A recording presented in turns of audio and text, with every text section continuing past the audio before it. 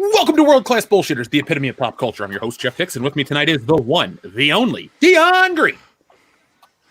Baby, boys and girls, children of all ages, I promise you that no matter what, and under no circumstances will I ever shit in your bed.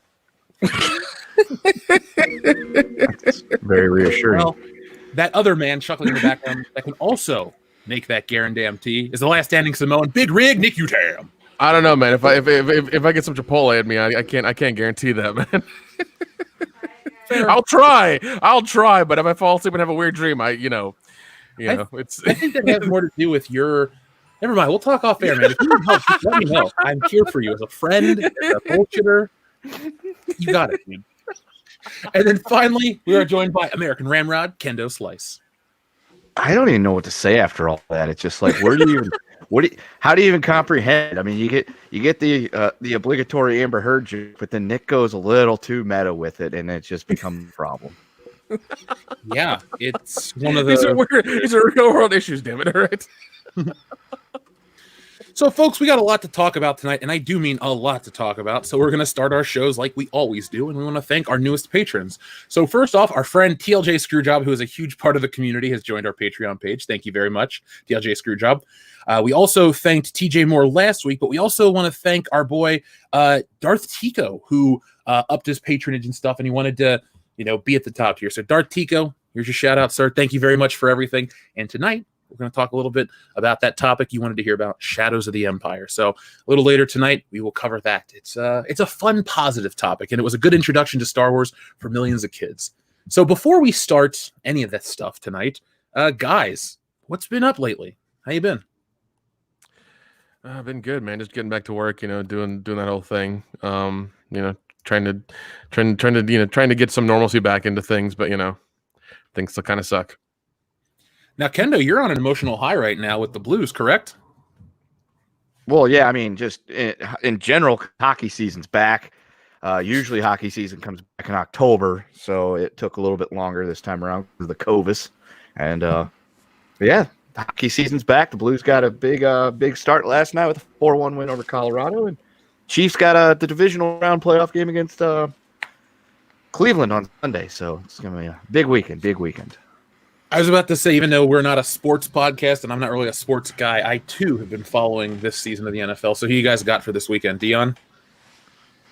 This is tough for me. I mean, I've jumped on the Browns bandwagon, but I'm at an emotional impasse because since my team sucks absolute donkey dick, I've been hitching my wagon to the success of my new Mahomie, Patrick Mahomes. But being a shitty Lions fan. We're Lake Erie bros with the Browns, so I don't know what I'm going to do emotionally. I'll find a way to get through it, mostly with alcohol. But on the other side of it, I'm a big fan of the old man Drew Brees. He's breaking ribs, collapsing lungs, and the man just refuses to die. I don't know if it's the power of his Lord and Savior Sean Payton, or if it's the fact that his wife is incredibly attractive. So I'm down to see him win because that means that he's getting laid, and it's going to be ordained by God. So we'll see. But of course, if any weekend where Aaron Rodgers breaks something, not to fuck his life up for good, but where he doesn't win football games, I'm all in because fuck the Packers. I'm just excited to use it as a justification to get wasted on the weekends and scream at the TV. So, yay! I ain't been safe since Thanksgiving. Goddammit. You got it right. Jeez. Oh gosh. So, folks, before we start talking about tonight's first headline laugh, let's talk about Bruce Willis for just a minute. So, have you guys been following the Bruce Willis drama, the saga this week, if you will? No, I have not. I just been high on Bruce because of those damn Die Hard commercials. Is he okay? Is he alive? This is funny. Bruce Willis asked to leave store for refusing to wear a mask. Oh God! Wait, hold on. Let me guess the state. California. Yeah, it's not too far from where I live. This is the part that's making me laugh. That's funny. Oh God! Was asked Dude, to I leave keep seeing I keep seeing videos coming out of that shit of like if somebody walks into that mask, they will berate them and videotape them. It's like, oh, we got you good camera. Let a mask on. It's like, the fuck what? Who cares? They're just a bundle of wood and some lighter fluid away from burning witches at the stake at that point. They are, you know. So I mean, they really can't because people are exiting the state in massive numbers, and you know they really need the tax money. So I doubt that's going to happen. So with the Bruce Willis stuff, he spoke out. So what happened on Monday was he went into a Rite Aid, didn't wear a mask. They asked him to leave. It made the news. Now he says that it was a lack of judgment in the moment. So, God, yeah, it was an error in judgment. Excuse me. He spoke to People magazine about it. He said, it says Bruce Willis is speaking out after he was photographed entering and leaving a California pharmacy without a face mask on Sunday. Statement. Wow, what an exclusive statement. He had, "Be safe out there, everyone. Let's continue to mask up." The 65-year-old star was photographed leaving Rite Aid in Los Angeles wearing a black jacket. I don't even care. Anyway, that's the whole fucking story. I just thought that was funny. It's like Bruce Willis is back. Family. Bruce Willis is back in the news for the Die Hard commercials and now this. So Bruce, you stay safe out there, brother. That's all I think he'll be okay. I think he can store enough money to survive the pandemic. I think he'll be fine. Well, I mean, he's still living on that Die Hard 5 money, so. What money? What money did that movie make? You tell me, dude. Just like Courtney helping you pay the bills. Dude, the thing is, they all got paid before that movie came out. They're like banking on, this is a Die Hard film. It's going to make bank, bro. I want to get a helicopter. No, it doesn't happen. It didn't happen. I mean, if he had he probably got syndication rights for when every time they show Die Hard 1 on TBS or TNT. So I'm sure he's making money off that every time. So he's good. Yeah. He's good. Kendo, he's doing okay for himself. Yeah. So Kendo, I don't know why I'm asking you this, but I guess because you're the oldest on the show. But do you remember Siegfried and Roy? I know of them, and I remember when one of them got attacked by their pet tiger or whatever, and it was a big deal. Well, totally didn't do it on purpose, by the way. That's true. They didn't. He was worried about the tiger, so. Yeah, should worry about his face. Just playing. Yeah. So he has passed away, sadly. Siegfried and Roy has passed away at 81 from pancreatic cancer. They were such a staple of the 90s, though. I knew what they did and where they worked before I knew what Las Vegas actually was. They were just everywhere in the early 90s. Yeah.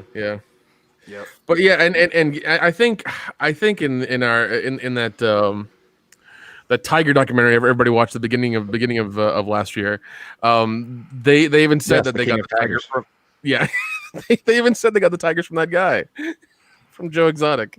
Oh man. I'm reading about Siegfried and Roy now. That is crazy. Yeah, because I mean, I remember when he got attacked, and you hate to laugh or something like that, because like you said, they're a huge cultural, member, so to speak. But it was like, damn, like these two Metro German dudes, playing with tigers, like that couldn't happen to a nicer group of dudes. two Metro German guys. Oh yeah, one of their tigers decided to go rogue and maul him. And so supposed to sit there and be shocked by that, oh wow, a wild animal attacked the guy. Surprise. Well, you know what? You don't bathe in sardine oil before a show. That's why, okay? That happens. You know what? That's probably what happened. It was Carol fucking Baskin. She's the one that got in that tiger's cage. Oh, and God. Bitch, dude. She talked to him and said, listen, these two guys are oppressing you. They're probably going to do things to your butt. You need to get them back. And the tiger snapped and he fucking mauled him. That's what happened. It was Carol fucking Baskin. She also gave one of them pancreatic cancer. That whore. Oh man, that seems a bit harsh, but I would believe it. Can't trust her. You just fucking can't trust her. No man, you can't. That evil bitch, Carol.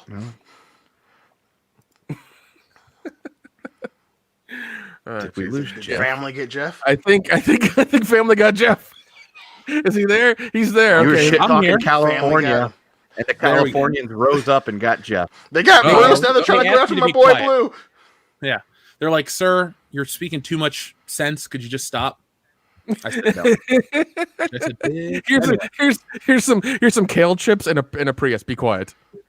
I mean, I get a free car. Cool. Yeah. Dion drove a Prius in Texas, remember? Oh, I forgot about that. Holy shit. Yeah, dude. So, folks, Dion and I have been going to WrestleMania since 2014. I've been going since 2006. Hell, we met in college. God, in 2008's been a long run. Anyway, long story short, Dion and I were with our friend Dan, and we're down in Texas. This is when the show exists, folks. This is 2016, and we're ready for this vacation. We need it. We've been going through some shit. And we get there and we think everything's gonna be cool, and we get a Prius and it's in eco mode, and that car barely goes. And we felt so lame the entire trip. You're like, oh yeah, WrestleMania, Texas, we're gonna be drinking and having a great time. And no, we're in a Prius. You couldn't get anywhere. Yeah. So that was the last year we ever did that, Dion. Yep. I mean, at least you save money on gas. I mean, isn't that the important thing here? Isn't that the important lesson learned from all of this? I don't know. Yes. Yes, They say.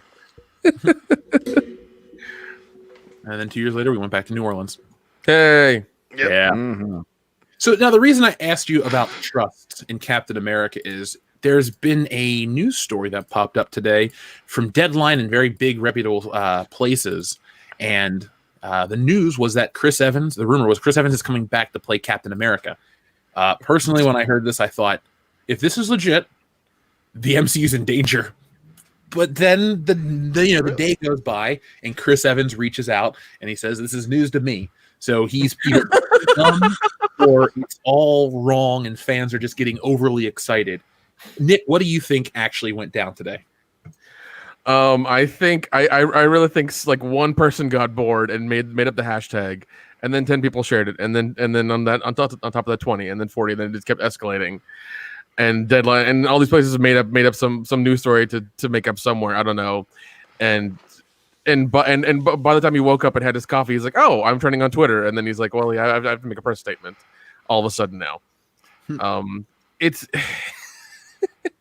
I mean, it's. I don't know what to do at this point. I mean, it's funny that he didn't even know about it until somebody told him, I guess. But I guess that's just how it goes. Well, I want to know what Dion thinks. Dion, go. I don't know, man. I'm emotionally torn. I mean, obviously, having him since 2011. He's been Captain America, I believe, objectively speaking, if it were like a flashback scene or something, I'd be okay with it. But yeah, we need to move to the next phase, of Marvel cinema, and kind of time to get away from Steve Rogers. So I like I said, it had to be very specific. It had to be a very specific situation for him to come back, and it can't be something like, oh well, we're going in the phase, what is it, phase 4 now, and Captain America's gonna be a part of it again. It's like stop the member berries. Flashbacks are cool. Maybe the what if stuff I think would be fantastic. You want to have him play Captain America in a what if film, which apparently Marvel's looking to doing. I'd be 100% okay with that. But no more continuity going forward with him. Let the character, simmer off, and let's try something new here. Kenda, yeah, anything you'd like to add? No, that's pretty much the same thing. I think it was probably a situation where some overzealous individuals on Twitter decided to get going. And I think it was like a little bit of column A, a little bit of column B. There was the rumor out there or whatever. And he was just like, what am I doing now? Nah, I'm not doing that. I'm sorry. Did you not see how the last movie ended? And I don't think he's coming back. I think it's just, if anything, they might do a flashback or something. But yeah, if they're really wanting to go full force with their new phase 4, they probably should just, not decide to bring back, him or Iron Man or anything like that. Just leave it be. Start with your new people, get us a new bad guy, and give us a new arc. Yeah, man, we just need new stuff now. They need to quit. Yeah, as Dion said, quit doing member berries. Just move on. Come on. Now, I'll err on the side of, this is probably not going to happen, but let's just play for a minute the possibility that it is. If this is the case, I know the MCU Phase 4 starts tonight with WandaVision. I believe that's it starts streaming at midnight here. So, Okay. yeah. So MCU Phase 4, I guess, technically Yay. starts today. So with all the news and all this other stuff, it's it's good to drum up the excitement, to talk about the MCU, to get the hashtags trending. Excuse me, I'm holding back a burp. But all these things are going on right now, and I don't know if it's going to lead to Chris Evans coming back. Yes, my voice is shaky talking about Marvel because I'm so touched by the MCU, Dion. No, I'm with you, brother. I'm The with you, MCU brother. touched Jeff in a very special way. Very special way. Yeah, Mhm. all the way back to Buffalo. Oh God. What up, Tim Riggs? No, if he comes back, what's the point? It would ruin Endgame. It would make everything ineffectual. And look, I loved him. I thought he was great. But his story's over. If they want to do Elseworlds or a flashback or something else, sure, I'm not opposed to seeing him again. But like you said earlier, no more continuity. No more time. I'm fully expecting Disney to make a show of him and the British chick like living their life in the 50s. I'm waiting for that to happen. I'm waiting for that TV show to drop all of a sudden out of nowhere. I'm waiting for that to be a show, because they would do that entirely. They would put money and effort and time into it and make it into a show, and it would fail as soon as it launched. It'd be weird. That'd be super weird. Like I said, if you were to do something with a what if, I don't know if I'd be okay with a feature film for that. TV, I think, would be just too. I mean, you can't afford Chris Evans for fucking TV these days. But No. I don't know. I mean, have that be part of a flashback. A film would be pushing it. But yeah, I mean, if you're gonna do something cool with a what if, 100%. Get him to have Captain America be Captain Hydra or something goofy like that. But just like. Yeah, just don't push. Try to combat this fatigue we're feeling. Just actually give a shit and try to combat this fucking fatigue. I'm talking about Disney and stuff not being able to afford Chris Evans for TV. It looks like they might not be able to afford quite a bit. Have you guys heard the next chapter in the Disneyland saga, the drama? No. What's Depends. Disneyland to sunset annual pass program. Issue refund. This feels pretty big. I'm not a Disney park guy. I leave that to drunk people. But I saw this and I thought, wow, that's kind of the next. Okay, I'm gonna just say this on air. I thought this was a picture of Lena Dunham on the side, Dion, that I was gonna make a joke about right here. Can you see where I clicked on it? Hold on, let me pull. And it's this dude. So I thought that was Lena Dunham. I just wanted to tell you that on there. I mean, I see the confusion for sure. It's in the brow. It's in the brow. Okay, all right, sure. So let me tell you guys a little more. Yeah, sure, dude. A little more of the story. Disneyland is officially letting fans that blah blah. Anyway, they're getting rid of it. They'll be emailing annual pass holders with an email from blah blah blah blah blah. And I can't believe that they're gonna just get rid of the fucking annual pass program. That seems like a big deal for some people. Not me personally, but it's just, anytime you have something big like this, an end of an era, it seems really important and relevant. And we're in this situation. I mean, at least me personally, I feel like, yeah, the pandemic stuff sucks. It feels like it's getting over, hopefully, because I just can't wait. But it's like, oh yeah, Disney has to close right as shit might be getting back to normal. So it's almost kind of sad. But then again, it's Disney, so I have no sympathy. Yeah, well, I mean, like their Florida park is doing okay. I think people can still go in there and do stuff and walk around and shit. But California's on lockdown for ever now until every single person gets vaccinated or whatever. Well, dude, the highlight of my day is the grocery store visits. So that's man, I don't know what to say to that. That's something. That's something. Dude, we have the show, so of course I'd have something more exciting than going to the grocery store. That's true. That's true. But still, like, grocery store visits. God. Now, oh man, over on our Facebook page this week, I posted a question where first I made a statement that says Doom Eternal is my go-to game, and then I asked what everyone in the audience's go-to game was. So tonight in the chat, folks, I'd like to know what your go-to game is, because I don't really game as much as I used to, but getting this Xbox and doing Twitch, I've realized, I still love the game as much as I always do, and I'm kind of obsessed with Doom Eternal. Now, Dion, what are you playing these days, buddy? I'm still playing Warhammer. My Diane got me Cyberpunk 2077. So since the past 2 weeks, I've been playing a lot of that. So I've dove in. I've gotten swallowed up by the Keanu Reeves wake of up to date gaming. So I've been pretty knee deep in that shit. Sorry.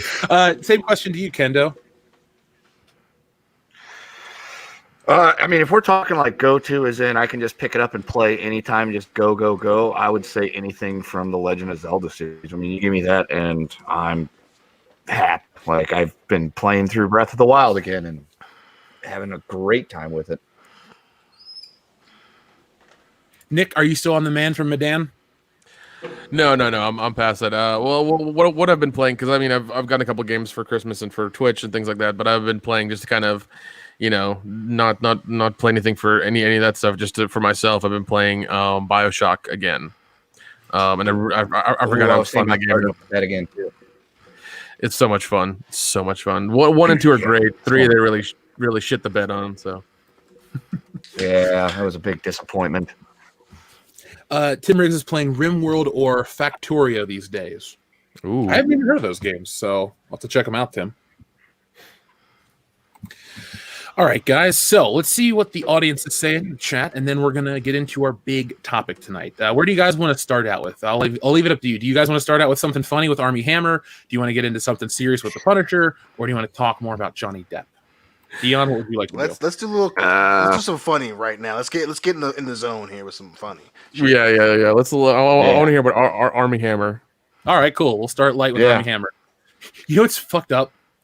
When you start a show about alleged cannibalism and consider that light, you have a show ahead of you.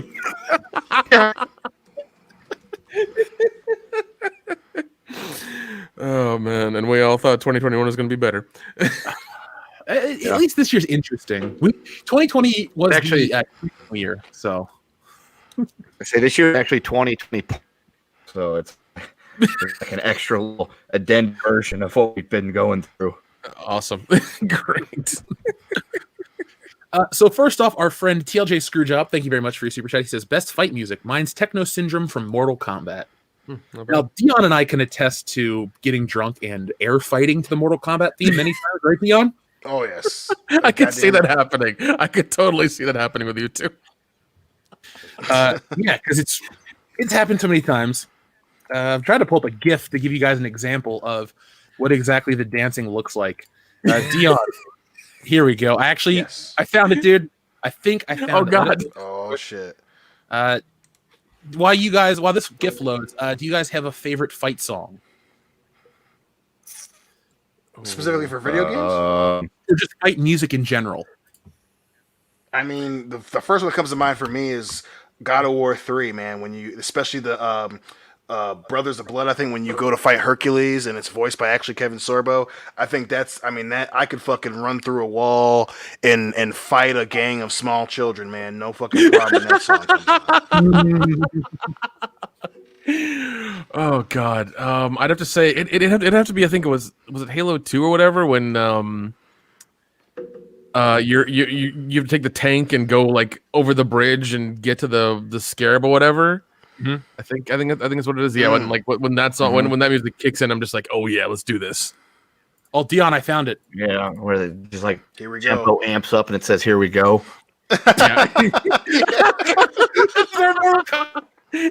Yep. Specifically motherfucking encouraged by Mac, the security guy, goddammit. Head of security. Oh man. 100%. Our spirit animal during Thirsty Thursdays. Oh gosh. It was motherfucking Mac. Main man Mac. Did we lose Jeff again? I think we lost Jeff. I think we lost Jeff. I think Jeff called goodbye again.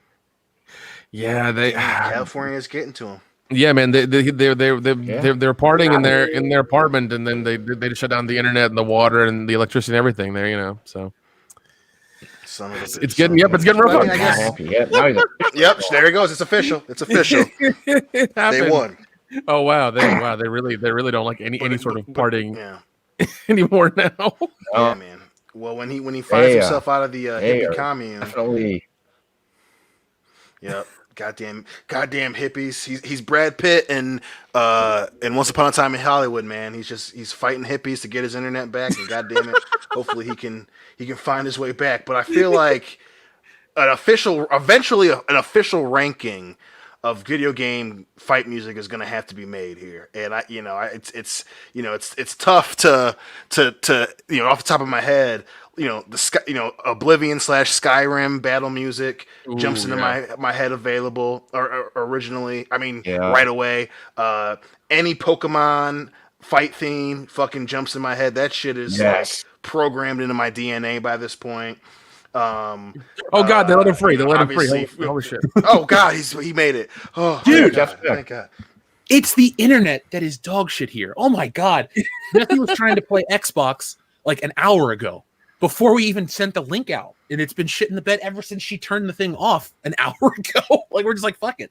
Because when the internet dropped, we thought Governor Newsom came there and got you. Okay, we thought you were black bagged and taken to another facility, and you were being dealt with. We were scared for our lives. Okay. The question I have, the question I have is, what do they want with me? Like, what do they get? I know that's the question we have too. Why you? Why you? Hey, listen. When you get a target on your back, when you get a white woman with a big butt, you get a target. I mean, that's strike one, and then now you got an internet show and you're out there talking to the masses, indoctrinating the young men and women of California, that's strike two, so then they go back to the big booty white woman thing and they're like, listen, we let you get away with one. You can't have both, motherfucker. You got to pick. But Dion, you have a big. Don't bring me in this. Don't bring me in this, man. I'm just saying. I'm living like Mark Wahlberg and Shooter, baby. I'm fine up here. I'm fine up here. You're in an undisclosed location. Gotcha. Undisclosed, exactly. Up in the Michigan wilderness. I got my white woman. I'm they ain't got to know all that. You know what I'm saying?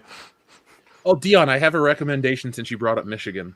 I don't know if I brought it up on air, but you need to watch Joe Parrott Talks with You because it takes place in the UP. It's this show on Adult Swim. Talks with You? Okay, I'll check it out. You can find it. Yeah, Dion's at US Outpost 31. Well, Dion, the best part of it is this guy looks just like Joel. Oh, God. Oh, okay. Hell yeah, now I'm definitely in. Jesse and I found it one night when we were just fucking around on HBO Max, and we're like, what is Joe Parrott Talks with You? In here, I'll show you who Joe Parrott is. It's this fucking guy, and you think, oh, this is gonna be like the lamest show ever. It's like the low-key most like human show I've ever watched. I love the comments from Alexander the Great. Jeff got Newsom. Yeah, I did. I got God. That's gonna be a new thing now. I should make a T-shirt. I got Newsom. Talks with You. Holy shit, he looks like Joel. Oh my God! That's Joel. That is extra basement Joel. That's more than the Joel we got already. That's extra basement Joel. Oh God! His voice is like, "Hi, I'm Joe Parra, and I want to talk to you about beans." Oh my God! And he hunches over. He's like, "There's 5 types of beans." He's gotta watch it. That's all I can say. Oh, deal. Because I already want to get HBO Max because of the Tiger documentary, and then I gotta finish Ballers, so I'm definitely getting it. So especially how are you liking Ballers? You know what? I stopped at the first few episodes of season 3 because I was watching it from the beginning, obviously because The Rock and I'm a wrestling nerd, son of a bitch. But I love that fucking show. I mean, especially two things that I love: professional wrestling and football. Even though they don't bring up professional wrestling, and plus I just love that it was very clear that Ballers was Dwayne The Rock Johnson living out the other life if he were in the NFL. Like he plays for the fucking Dolphins, and it's the only universe in which the Dolphins have won another Super Bowl. Dude, and the fucking women he pulls, holy shit, dude! Oh my God, that show. Now, it reintroduces why I want to get a condo in Miami, especially if I ever get kicked to the couch. I'm like, sorry, babe, I gotta go to Miami and heal. I promise I'll be fine. Then get a penicillin shot and come back home. Now, Dion, this is a difficult question to ask about The Rock. Yes. Is Ballers the coolest show or the saddest show on television? Because he literally wrote himself a show about the life he couldn't achieve. It is 100%. It's 100% sad, dude. 100% sad. No fucking bones about it. Don't get me wrong. I love the show. It's fun, but it is the life that he wanted. And I do honestly believe that he loves professional wrestling. He takes it seriously. Especially that he found out that he was, one of the best at it. But he clearly wanted to be a football player. That dude, and I empathize. I know he had I think it was a bad knee injury, right? That fucked him. That fucked him out of the NFL. But he clearly wanted to be an NFL player, dude. So fucking, especially the way he wrote himself, where he's like the best defensive end ever, and his fucking girlfriends are all super successful and like super hot and just want to fuck him, and then he just like, his specific job is working with professional football players, and like his best friend's a wide receiver. It's like, dude, I get it, man, but you ain't got to throw your fantasies right in our face. You can be a little fucking subtle about it, just a little bit. I do love that Rob Corddry is his like best friend in that show, because I fucking love that guy. That dude, and goddamn, dude, like just them together. I want them to do a buddy cop movie so fucking bad. They're so good together. They need to. I don't know why. Well, shit, Rob Corddry is one of the busiest dudes in Hollywood. But my favorite line, he's in a bunch of fucking shit, man. Like he was doing commercials. He's in that goofy ass show. I think it's on like ABC or some shit like that. I think it's called Unicorn. Is that what it is? Something like that. Yeah. Okay. So he's super busy, but my favorite line in all of Ballers is it's him and Rob Corduroy, and they're agents, so they're trying to get their own shit off the ground, and so he's driving a Buick. He goes, listen, and get a new car. Stop driving a Buick. He goes, well, Peyton Manning drives a Buick. He goes, no, Peyton Manning drives a Bentley. They gave him a Buick, and then he just walks away, and the dude's like, fuck. Like, that's my favorite part. Is Peyton Manning does not drive a Buick. He drives a Bentley. I laugh at that shit every fucking time. Yeah. It's by the same guys who made Entourage. Yeah. So it's got a little bit of that feel to it, but not a lot. They made it their own show, so it's fine. Yeah. It's still the same feel, because it's just him. It's just somebody trying to create their own thing and get to the top, and fucking a lot of women on the way up there. Yeah, dude, in fucking Miami. Yeah, like that's the thing too. I'm just like, you could like do it where, the fact that he wrote himself like one of the greatest players of his favorite team is just hilarious to me. Like, dude, you could have had a little bit of a veil. Like, we get it, man. But you're so obvious about it. Like, I'm sorry, Rock, that dream didn't come true, man. But damn, at some point you got to move on, bro. Yeah. Well, yeah. Now he has another show called Little Rock about him as a child. Yeah. Wait, what? Yeah. Here's the problem with The Rock. No, you're fucking with me, right? Google it. It's real. Oh, God. Here's the problem with The Rock. Jesus. I love him to death. Rock, stop making shit about when you were a kid or that didn't happen. The shit people want to watch is your life that you don't talk about as a wrestler. Make a show about you in the WWF. Everyone would buy that shit. The Big Show beat him to that on Netflix, so No. Not that bullshit. Yeah, I would like to say that's not a fair comparison. Yeah, we don't talk about Big Show. That got canceled. Okay. No, but 100%. They fucking young Sheldon in him, and it's like, God damn it, dude, don't do that. Our friend Dr. Coffinail says, can't be here tonight, people. I just want to let you know. Sorry, he says, I just want to let you all know I'll be thinking of you. Who was that? Dr. Coffinails. Okay. Oh, don't whisper it in the mic. Now I feel all weird, the whole watching me shit. I love Coffin Nails, but now it's gonna be all like keep looking behind myself and shit. When I'm don't answer the door. I'm afraid to wash my hair. I might open my eyes and see someone standing there. I'm crazy. A little touched, but maybe showers remind me of Psycho too much. That's why. Now you're doing lyrics. God damn it. We stop on the Michael Jackson part. We can't afford to like the lounge version of that song. I can't. Yeah. Call me Richard Cheese Jr. Oh God, I fucking love that guy. Fucking love my that album's guy. just called Double Cheese. Double cheese. Yeah. Motherfucker. Oh God. This is a fun night because it's a nice slower pace. It's like we're having fun as we're building up this stuff because the Armie Hammer cannibalism shit. I just need a minute before we get there. I can't. I'm just like waiting. I've never had to talk about this. in the 5 years we've had, well, God, we've been on the air for more than 5 years now. Yep, But my point is, we have. we've never had to cover this shit. So, Well, you know, well, these things happen? Question mark? well, hey, for legal reasons, we'll say allegedly because Allegedly. Right. Listen, if Allison Mack from Smallville can get in some shit, we shouldn't be surprised about Armie Hammer. No, 100. God damn it! That's 100% true. David, 100% true. She was the right hand to a sex cult, branded bitches with a goddamn like soldering iron. It's so fucked up. Like they were cattle or something. Oh, God. Very Fucking, what were awful you things. thinking, Chloe? What were you thinking? She was thinking about all that ass she was gonna get.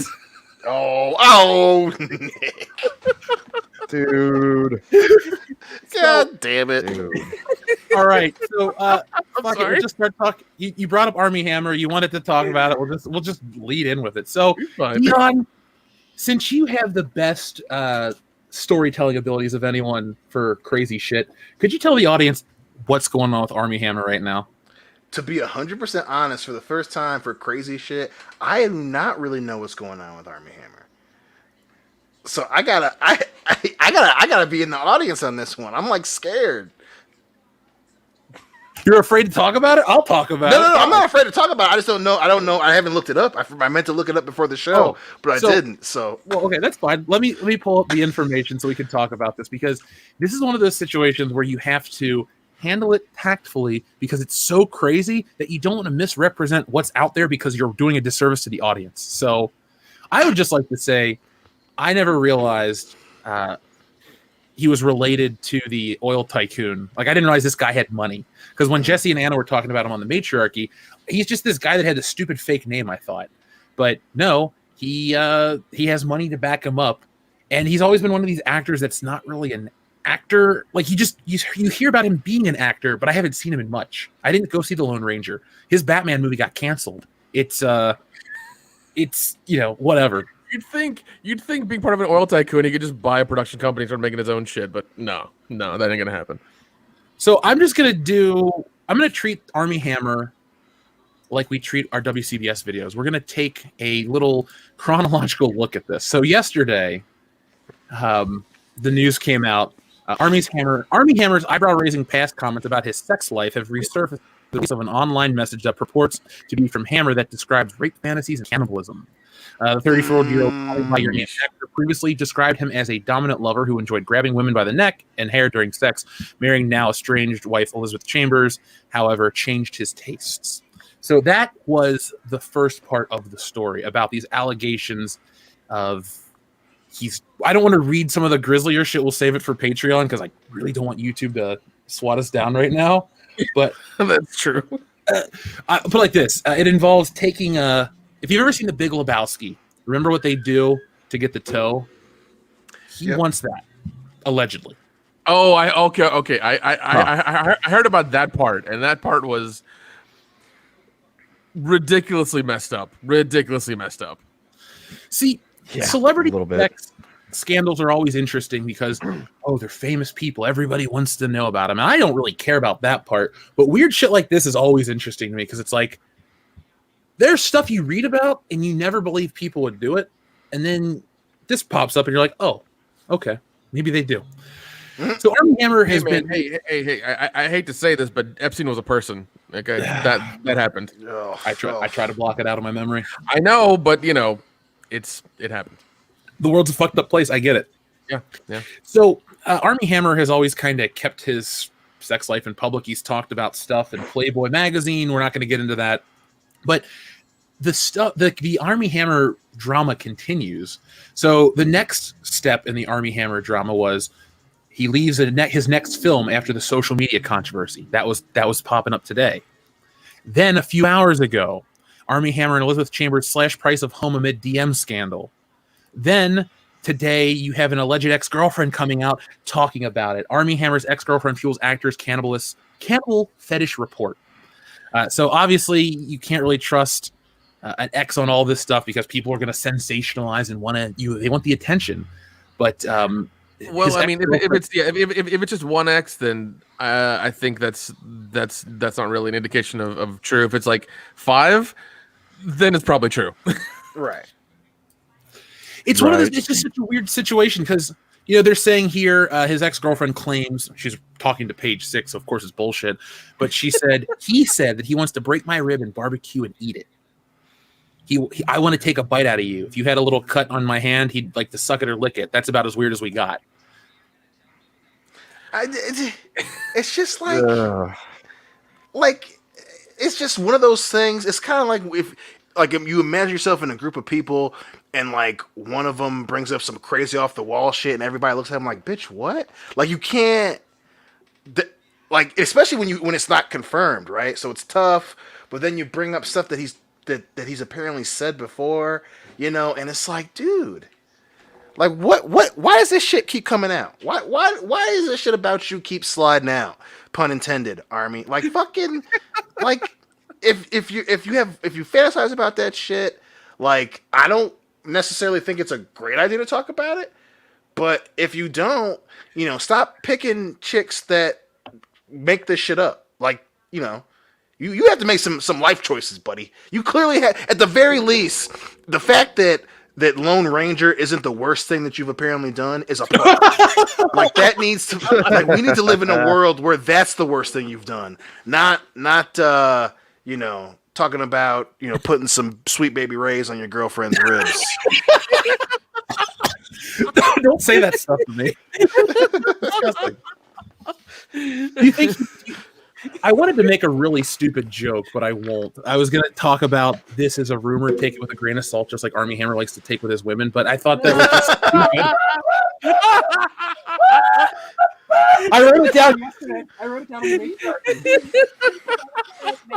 These are too easy. They write themselves. That's a good one. That's a really good one. I like that one a lot. I think you killed Kendo.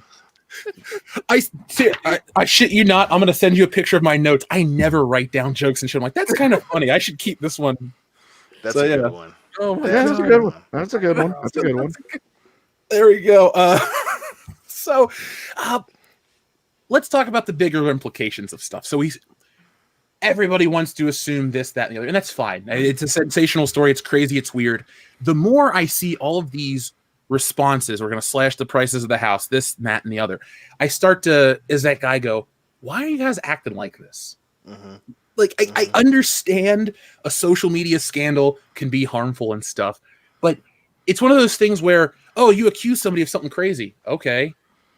Then they just don't act on it, and then everyone forgets about it. But it's like, Armie Hammer could be eating people for sexual kicks. Oh my God, let me lower the price of my house. Let me quit this movie. Let me do all these things. It's like, what are you doing, dude? Like, are we about to find something out? I don't know. Yeah, can somebody check the basement of that house he's living in? Seriously, start digging up the foundation just to make sure. Did he put in a basketball court or something, like a small one? Just check the concrete, please. Has there been something recently paved? Yeah. If we go over with cadaver dogs, are they going to start barking really hard? Yeah. Are there no homeless people around his house at all ever for reasons? Do you always see people going into his house and not coming back out? But now hold on. The news, I just caught the news trying to sensationalize that shit a little more. I'm not here to defend Armie Hammer, but it says they slashed their home prices amid the DM scandal. But then the second paragraph of the article says they listed it in September and slashed it on December 7th. So there we go. That has nothing to do with what's going on now then. Right. Like, yeah. But that article came out this morning, and that's the headline. So, I mean, simple yes or no. Dion, do you think he ate somebody? No, I don't. I don't. Kendo? No, I don't think he actually ate anybody. Nick? Yeah, he did it. 100% he did it.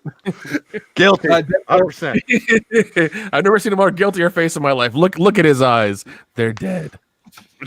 Put a mask over just the eyes, and you're going to know for sure.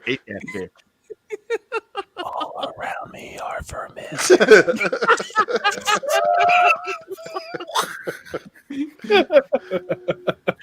I love Denzel Canu's comment. Armie Hammer is method acting for an American Psycho remake. I was going to say some shit like that. Damn, dude, you got to it. Do you think he likes Huey Lewis in the News? A lot. A lot. He's got. He's I don't know. Maybe. He's got them on every format like 10 times over. He damn sure loves their hit song, "Hip to Be Square." He bit you in the hip. Right. Oh my god. Oh, I love American Psycho. Songs about body parts. Let the bodies hit the floor. One of his favorites. Uh, It's a song about a buffet. Yeah. That's fucked up. The whole situation's fucked up. This whole situation is amazing, though. I love it. I can't not laugh. Hey, Like, Kendo. I even feel a little bad for the guy. Like, if he hasn't Yeah. actually done anything wrong, I feel really bad for him, but I still can't not laugh at the shit.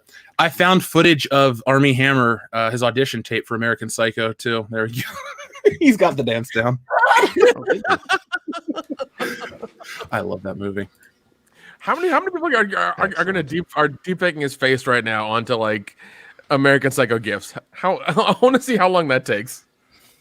Soon. I'm happy that the video is doing as well as it is today because the Pablo Hidalgo shit. You never saw the Pablo Hidalgo meme I made, did you? No. Sad Pablo? Ugh. I'll explain it to you after the show. By the way, it looks like he doesn't know the checks after all. Yay! So our friend Taker610 says, Arby's Hammer. We have the meat. Folks,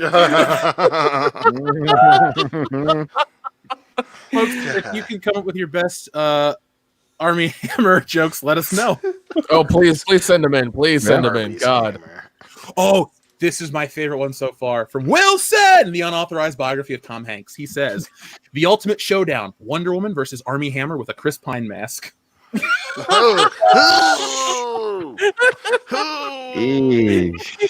the bigger bad guy in this one? I don't know. They both share the same type of fantasies, minus the cannibalism. Yeah. So, yeah, there's really not too much to say. We will follow this one. I don't want to miss out on any of these headlines because we are living in the weirdest time right now, folks. Just Hammer is a fucking cannibal. we have this guy almost played Batman. That's the part that blows my mind. Most people don't remember that, folks. But over a decade ago, God, I actually know I think it was our freshman year of college. Actually, Warner Brothers had gone down to Australia to film Justice League Eternal or whatever it was called. I believe that was the title. And long story short, they got down there, pre-production, all this stuff. We're getting ready to shoot. George Miller was going to direct it, like, Mad Max fan. And then they go home for Christmas, and then they say the movie's canceled. And so there's this other DC universe they were trying to build during the Nolanverse, and Armie Hammer was cast as their Batman. So that was going to be this guy's big break before the Social Network, before all this stuff, before the Lone Ranger shit the bed. That was going to be Armie Hammer. So imagine a world where we find out that Batman ate a chick's toe. That is a fucking world. They say the Batman drinks blood. In this case, it's realer than a motherfucker would like to admit. Maybe it's just life imitating art. That's the best type. It's kind of fucked up, though. Yeah, I mean, The dude from the Social Network is eating bitches? Yeah. That's fucked up.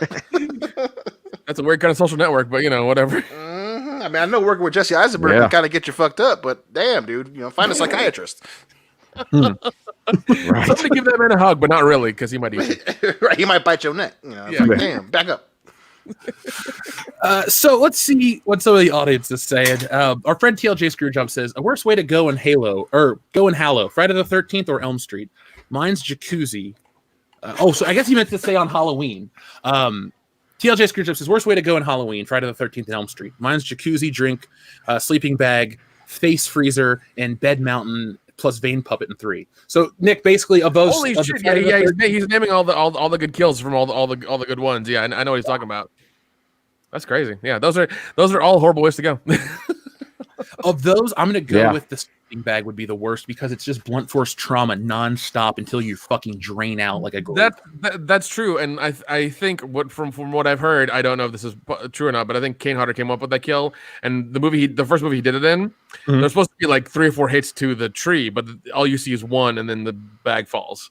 But I saw the uncut footage of that. It's awesome. Oh yeah, dude, the uncut footage is hilarious. It's awesome, but because the MPAA got real mad at the 80s and horror movies, and they had to take it out on them, and censor all that bullshit, bastards. Our friend Infinite Wonder says Mandalore Gaming came up with the best description of the Imperial ships in 40K, a flying gun brick the size of a freeway. Also, look up the Angry Marines on 1D4chan, one of 40K's best fan creations. Ooh. I will take a picture of that Infinite Wonder for all the recommendations of 40K. Those get shared with Dion in the chat. So when he is on his, what am I going to do tonight kick? Oh, Warhammer. So it's always a nice Damn Skippy. lead Dion there because that's his jam right there. Dion, I wish I felt about Warhammer currently the way I feel about Doom. I am so into that. It's awesome. I get it, man. I gotta finish the original Doom game and get me some Doom Eternal going. Oh, dude, yeah. The last two. I mean, the one I played before Doom Eternal was really fun. I really loved that one. It was awesome. Yeah, folks, I don't mean to harp on it, but I'm probably just going to Twitch stream it and let you guys watch me. It's so therapeutic. That's really what it is for me. It's not that I'm violent. It's so relaxing to just blow the shit out of demons. They're not going to come back. It's awesome. Yeah, it's a lot of fun. It's just a very simple concept. Kill the demons. If anybody gets offended, if anybody gets offended that demons got slaughtered, you know, don't say that shit because you know there's a group of people who are like, you know, demons' rights or some shit like that. You know that's happening. Demons have rights too, man. Yeah, you know that's a thing. Present one, and we got it. Our friend Eric DeHoff, thank you very much. He sends in a super chat sticker. And then our friend Liquor Jim Ramjam sends in a giant super chat who says, "Well, boys, they finally got to me. At least there's a Star Wars hero who inspires me to become morbidly obese, thumb-headed. I'm changing my name, eating a dozen donuts a day, and dreaming of becoming as powerful as Darth Fatass." Well, you gotta be something in this world. That's right. Yeah. You know, goals. That's what separates us from the fucking animals, man. Hey man, not all heroes wear capes. Okay. Sometimes they wear elastic bands pants. Or a seatbelt extender on an airplane. You know, whatever. Right. Also, our friend AJ Journeyman says, "I look forward to your commentary of the 1990 TMNT film. Such an underrated film and one of my top superhero films. I give it a 9.95. Damn. High praise. Ooh. But not unjust. I agree. All right. Kendo, do you use Instagram? Yes. Because there's this guy I follow who does custom figures to make them match the TMNT movie universe. So he takes comic book versions of TMNT characters or from the cartoon and he makes them realistic to match the movie. And he makes these 7-inch figures and scales them with the NECA. Dude, it's like there's a whole TMNT universe that never got made on film. It's one of the coolest things I've seen probably all year. It's really that neat. Does he sell them? I believe so. Ooh. A lot of these guys that do customs, What's you he can called? get. Yeah. What's he called? I'll give you the name right now. Actually, I just send you this the link. And Yeah, there's one guy I follow who would sell them for like $100 a piece, and then he sold them on eBay. So what he's done now is put them all on eBay only exclusively. So you have to bid on them for like a week, and he's making bank because they sell between $200 and $1,000, depending on how bad people want them. Well, customs are awesome. I mean, Salvador makes really great customs over on 2 Cent Toys. So, oh yeah, dude, love that guy. Check it out, guys. He's making some WCBS ones soon. Ooh. AJ Journeyman, expect that probably in February. Honestly, we need a couple weeks to lock that down, but we want to do all the TMNT movies eventually. So, and then finally, a sad one. Our friend Mark C says, "R.I.P. to Pinup Queen and B movie actress Julie Strange. She died on January 10th at age 50." Well, No fucking way. She did? yeah, I didn't hear about this until right now. Holy shit. Yeah. I am a record setter, boys. That puts me over the top in the Deadpool. Oh God. Oh, Jesus. Oh God. First, I'd like to say sorry to Kevin Eastman, a personal hero of mine and somebody that has had a huge effect on my life for his ex-wife dying. Oh, dude, that means I've got 7 deaths on my roster and 283 points, shattering the record, and well on my way to my 4th championship in a couple weeks. Hell yeah. Well, Sorry, Joey. that took a fucking turn. Play Gloria? Yeah, that did take a turn. There's a little bit of a black cloud over the show. Well, hold on. It gets worse. Oh This God. wasn't over. She died at 58 due to onset early dementia. Oh. Yeah. She was like falsely reported as dead like this time last year. That's how she got on my radar for the draft. She was interesting because she was that actress that played the character in Heavy Metal 2000, where I couldn't separate her from that. Every time I saw Julie Strain in something else, I'm like, oh, it's the Heavy Metal 2000 lady. Like, it's all she was to me, because that was my first introduction to her. So, rest in peace, Julie Strain. And it's weird. We were talking about TMNT, and boom, right into that. So yeah, right into that. That sucks, but all right. Well, you know what? Let's end it with Horace Cock Johnson, who gives us a thumbs up. So thank you, Horace Cock Johnson. You. So, boys, we've been covering the Johnny Depp Amber Heard situation since it started, and now there's a little more. We're not going to cover stuff every week. He said, she said bullshit. We're not a Limp Bizkit song. But when Johnny Depp includes the LAPD and Disney into his $50 million defamation lawsuit, now it's getting real. I love that he's hitting Disney when they're down. I love that so much. She's so happy. Well, they sort of screwed him over. So we just pull up a nice picture of Johnny Depp so we can talk about this man. As this is the saddest photo we've ever shown on the show. I'm just letting people know, be prepared to be kind of sad, because the future, they had no clue what the future would hold for them. So here we go. Is it them talking to the Australia? Oh, goddamn. Yes, folks, for those who listen to the audio portion of our show only, this is a picture of Mickey Mouse shaking hands with Johnny Depp. So on a red carpet somewhere. Don't know. Somewhere. Yeah. Just telling him to be silent.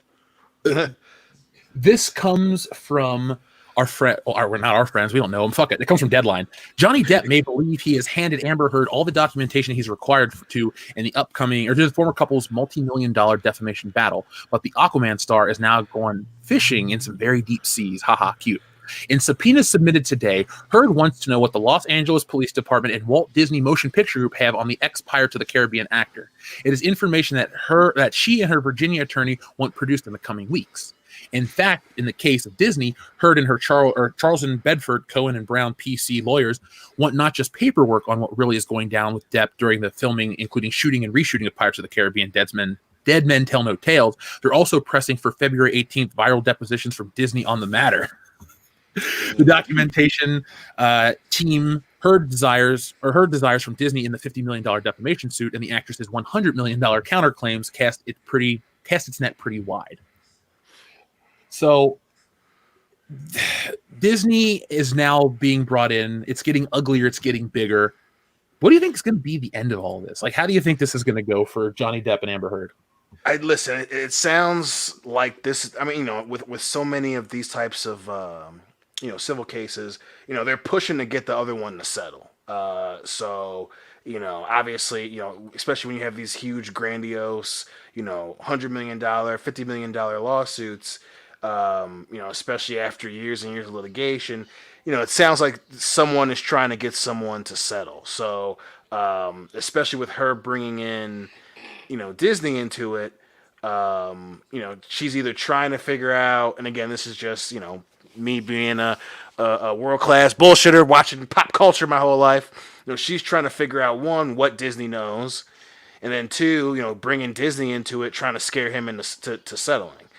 Because especially at this point, he fucking rattled her cages when he showed the videos from their mediation stuff. So, she's been looking for a counterpunch for the last year and a half.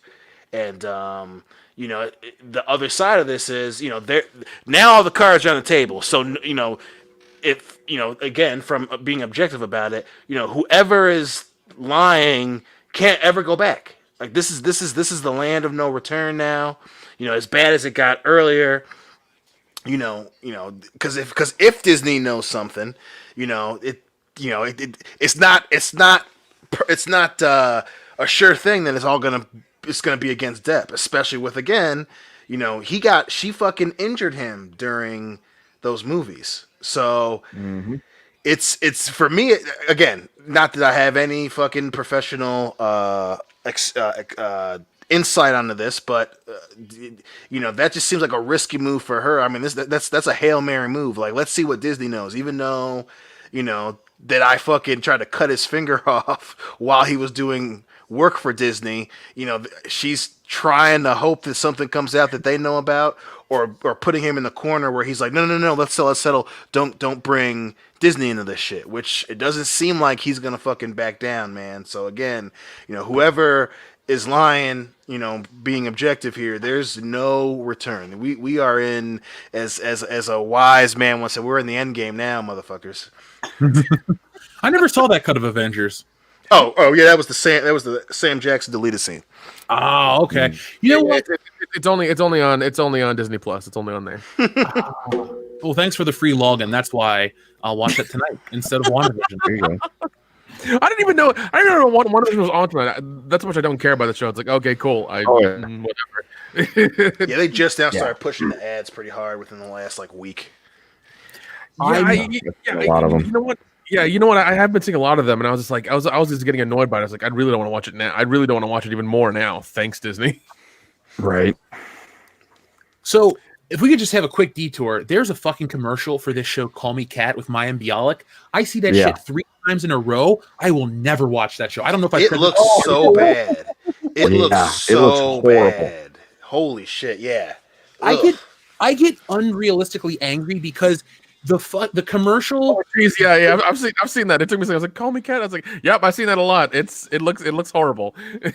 And so, one added thing to that, Jesse and I like to play Borderlands 3.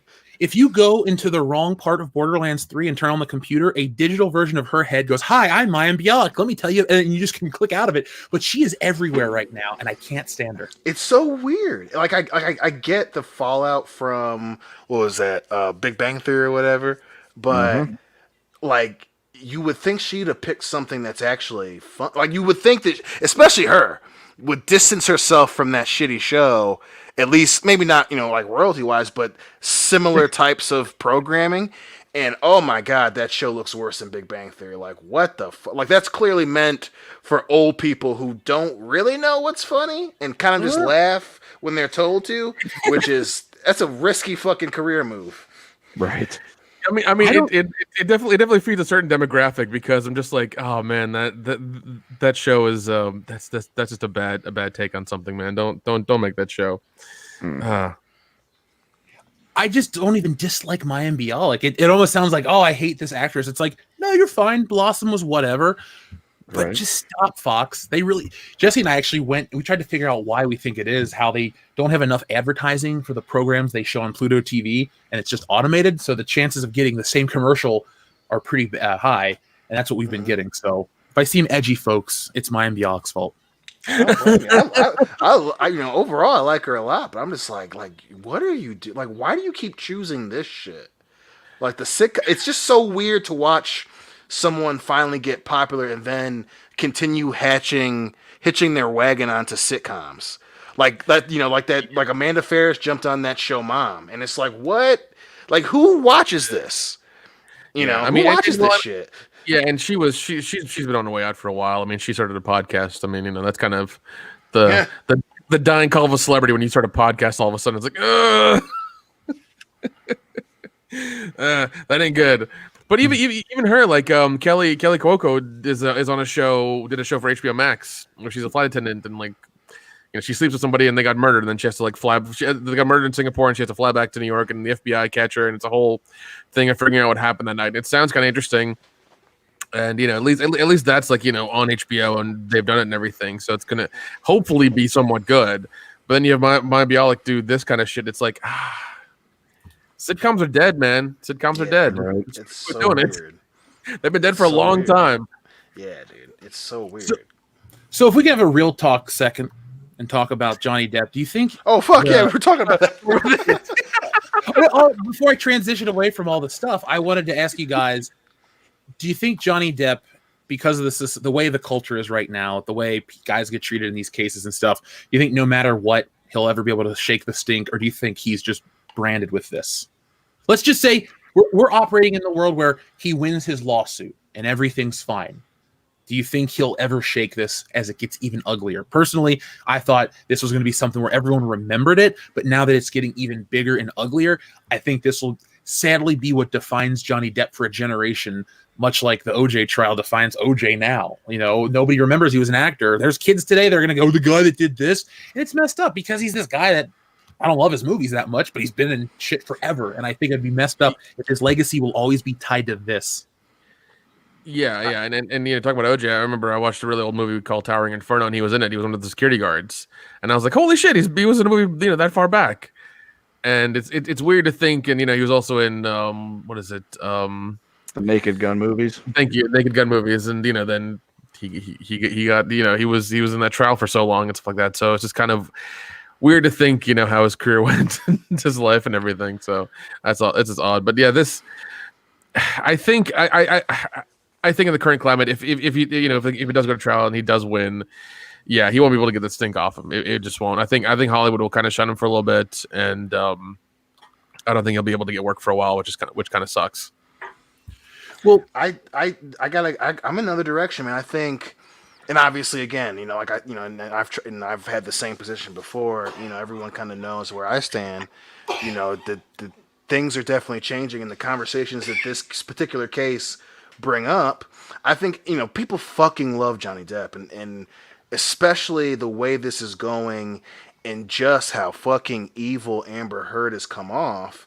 You know, if he wins a civil case, even people who are trying to grasp the final straws of, well, you know, believe Amber, they're going to get shut down because so much of it is an example of someone who is fucking empty behind the eyes, man. And, you know, and someone like Johnny Depp, who had the bad boy moniker for a while, you know, no one's gonna be able to say, yeah, believe Amber when he's getting his fucking finger cut off like he's a fucking sex slave. Like that shit is crazy, you know. And then you have, you know, him recording their conversation, and she's saying, you know, I can't control myself when I lose my temper.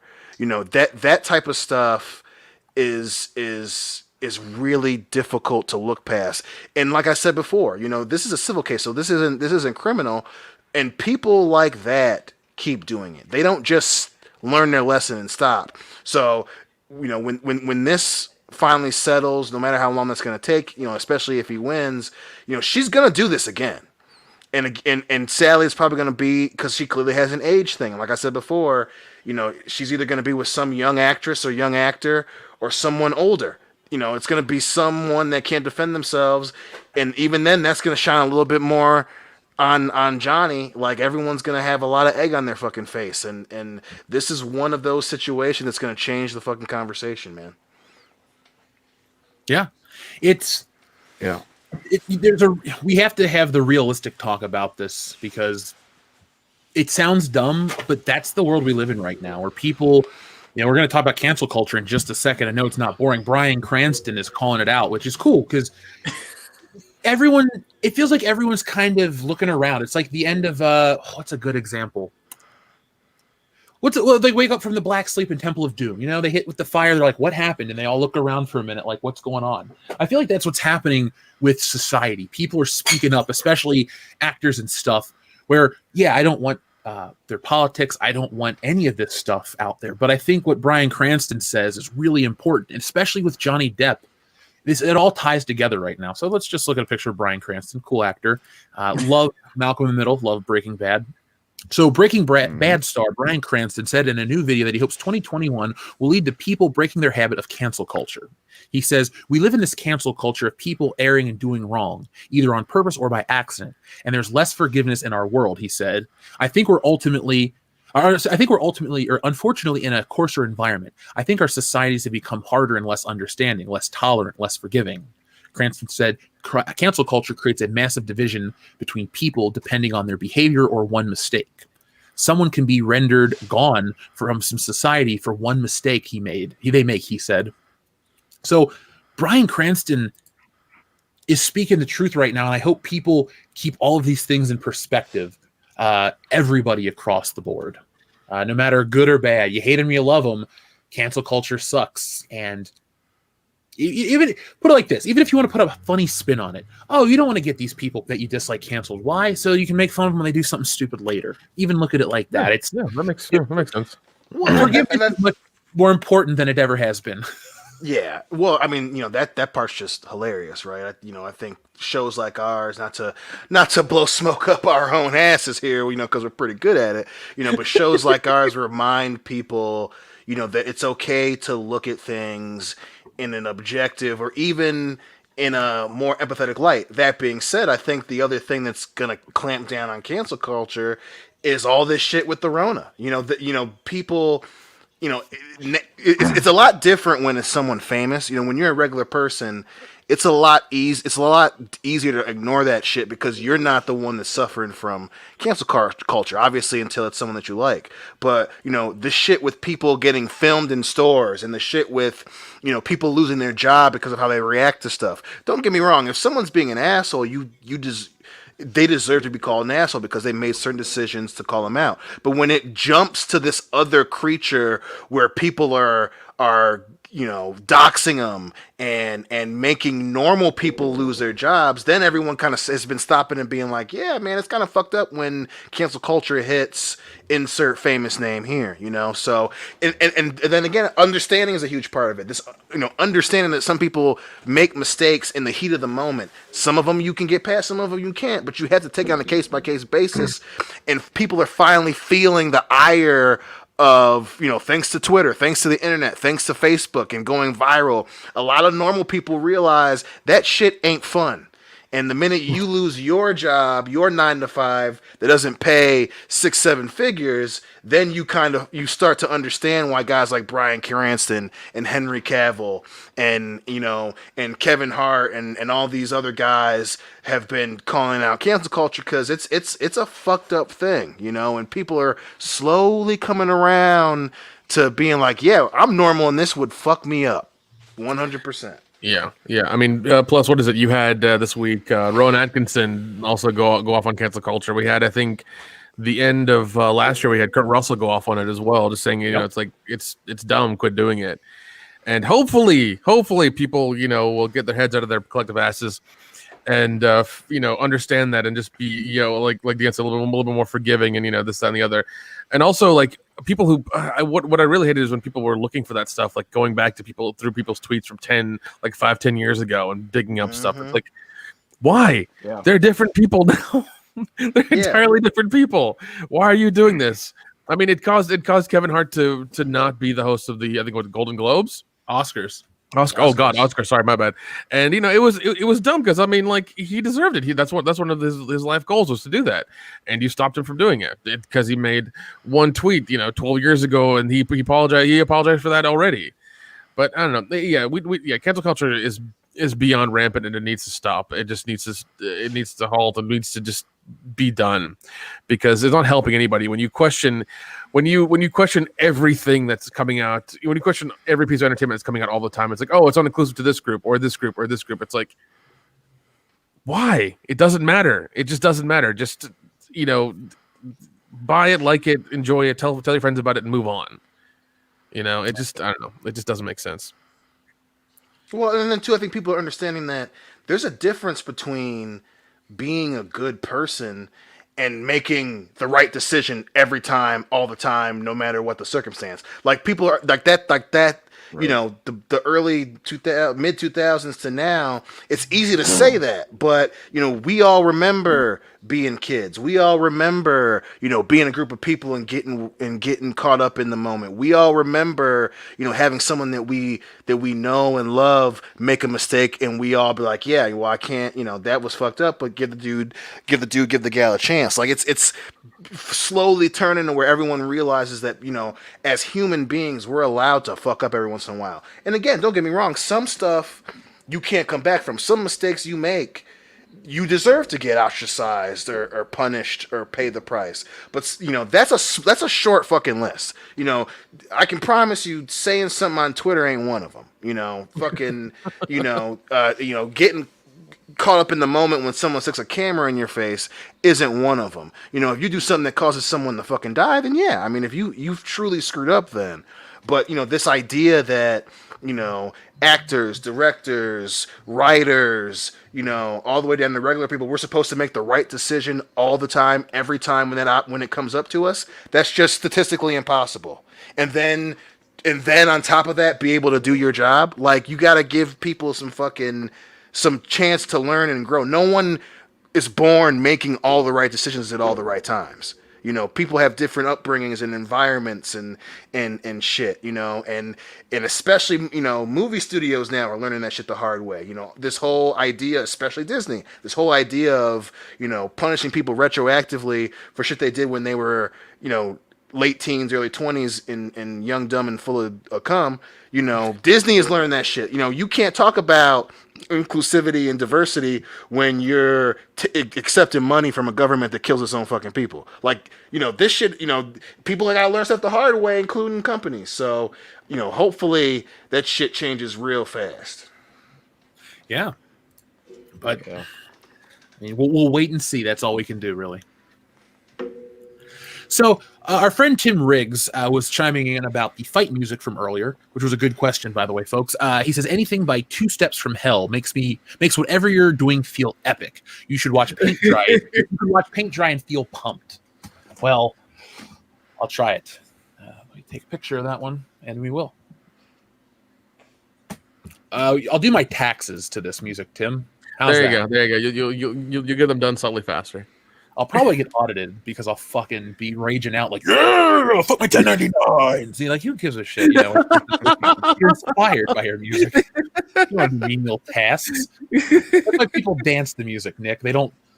What do you not do to music? I don't know. Side your house. Scott Skio 2 also says that the Halo 2 soundtrack is God tier. Well, Scott Skio 2, I will agree with you and confirm because I live with someone who has it on demand all the time. We listen to the Halo 2 soundtrack quite regularly. So much. Our friend Chime247 says, what about that rapper who dug up her cat, boiled it, and ate it? Wait, what? Excuse me? What are you Dude, that's all I read, and that's all I've heard. I don't know who dug up their cat and ate it. Hold on. How much meth did they smoke? I gotta hold on. I gotta look this shit up. Yeah. That's a lot of meth to do that shit. It's got to have taken place in Florida. Right. Yeah, 100%. Might be some like deep Alabama, Mississippi shit, but my bet's on Florida. Yeah, my instinct says Florida. Yeah. Well, while you look that up, I'll read our next message from our friend Space Monkey 0899 that says, Hail WCBS, fight music, original Halo 2 Arbiter Banshee fight, games I'm playing, Warhammer 40k, Winter Assault. Dion, what's the Warhammer game you're playing again? Inquisitor Martyr. Okay. Folks, by the way, when you tell us what you're playing, could you just tell us what system you're on? Because we're trying to, get that WCBS gaming community rolling over on our Facebook page. Well, share your gamer tag, share your screen name, whatever you want to call it on the Nintendo, but just share your shit and then, link up and play in the community. We can eventually do some WCBS Twitch stuff. I found out who it is that happened. It's only something that happened like last year or two or whatever ago. It happened a couple days ago. Azalea Banks. That crazy chick. She's still a thing. Like that. She's fucking crazy. That's not. I'm Iggy surprised Azalea, she's not. correct? Never heard of her. That's not Iggy Azalea. Iggy Azalea is the one from Australia. Azalea Banks is the black chick. Yep. Who got into a huge beef with someone on Twitter, and I'm surprised she ain't a burnt corpse from all the fucking bridges she burned, because she turned even fans who liked her were like, "Yo, this bitch is crazy." I'm not surprised that she did that. I mean, she probably was smoking meth. Who knows? She is insane. Yeah. I'm sorry, just the way you said that. She's insane. Yeah, like that. Well, I mean, I'm looking at like the U.S. Sun, and it has pictures of. She posted pictures of everything she did, like step by step, and it's pretty damn gruesome. Yeah, I would think so. yeah, it's not fun. Put that on the screen. Yeah. Go Big Boar or Go Home, excuse me, says my favorite fight song is the song playing during the bare knuckle fight in Snatch. It's by Oasis and it's called "Fucking in the Bushes." Fucking in the bushes. Yeah. Yes, that is the opening track to their album "Standing on the Shoulders of Giants." Also, great movie. Great movie. Snatch is I need to watch woefully Fantastic underrated. movie. This is before Guy Ritchie married Madonna and ruined his career. He came back a little bit. He divorced her and then made Sherlock Holmes, so everything's Exactly. good. Yeah. And the Gentleman is awesome. That's right. And Great Lock, movie, Stock, and yeah. Two Smoking. No, Lock, Stock, Two Smoking but Barrels think. before Madonna. Yep. Yeah. Yeah, that was before. and That it was was- before Snatch. No, if he wouldn't have married Madonna, he wouldn't have made Swept Away and been lost in the woods for a few years. We'd have got all the better movies sooner. It's her Yeah, fault. but sometimes you get blind by JJ, man. You know, sometimes that shit just don't you don't see straight. And in that case, he didn't see that his wife was not good at that job at all. And then he tried to like make her look good, which made it worse. So you gotta give him credit. The motherfucker tried. You know, you get some points. Yeah, he's still making movies, and she's singing about fried fish. So I mean, who won here? Who won here? Yeah, she's like 62. It's like, what the fuck? God, she Why- looks like 102. Yeah. Mm-hmm. Why don't we do some Guy Ritchie commentaries this year? It's something Hell yeah. different, I'm something in. fun. I love We'll all drink- these movies except Swept Away. What we'll do Yeah. is we'll make it a themed alcohol night. So we'll pick like we'll do Guy Ritchie films and we'll only drink, British ales or whatever. So Only Guinness. Only Guinness. we're going to the pub for it. So And then we drunk dial Matthew McConaughey. all right. You know what? If we actually did that, he talked to us for like 2 hours about all kinds of weird For shit. sure. And he'd be either would. high as fuck or drunked off his ass. It'd be great. Listen, man, if I could party with him and Tarantino in Hollywood for like a night, I'd fucking do it. I may not be alive afterwards, but I'd fucking do it. Yeah, dude. Well, my one rule is if I'm gonna do that kind of hard shit, it's got to be with Nicolas Cage only. Because if I'm gonna die, it's gonna be with that guy. There you go. Yep. There you go, McConaughey, Tarantino, and Nicolas Cage. You're enough. not coming back from that. Bad lieutenant in real life. Oh, God. George Bush doesn't care about black people.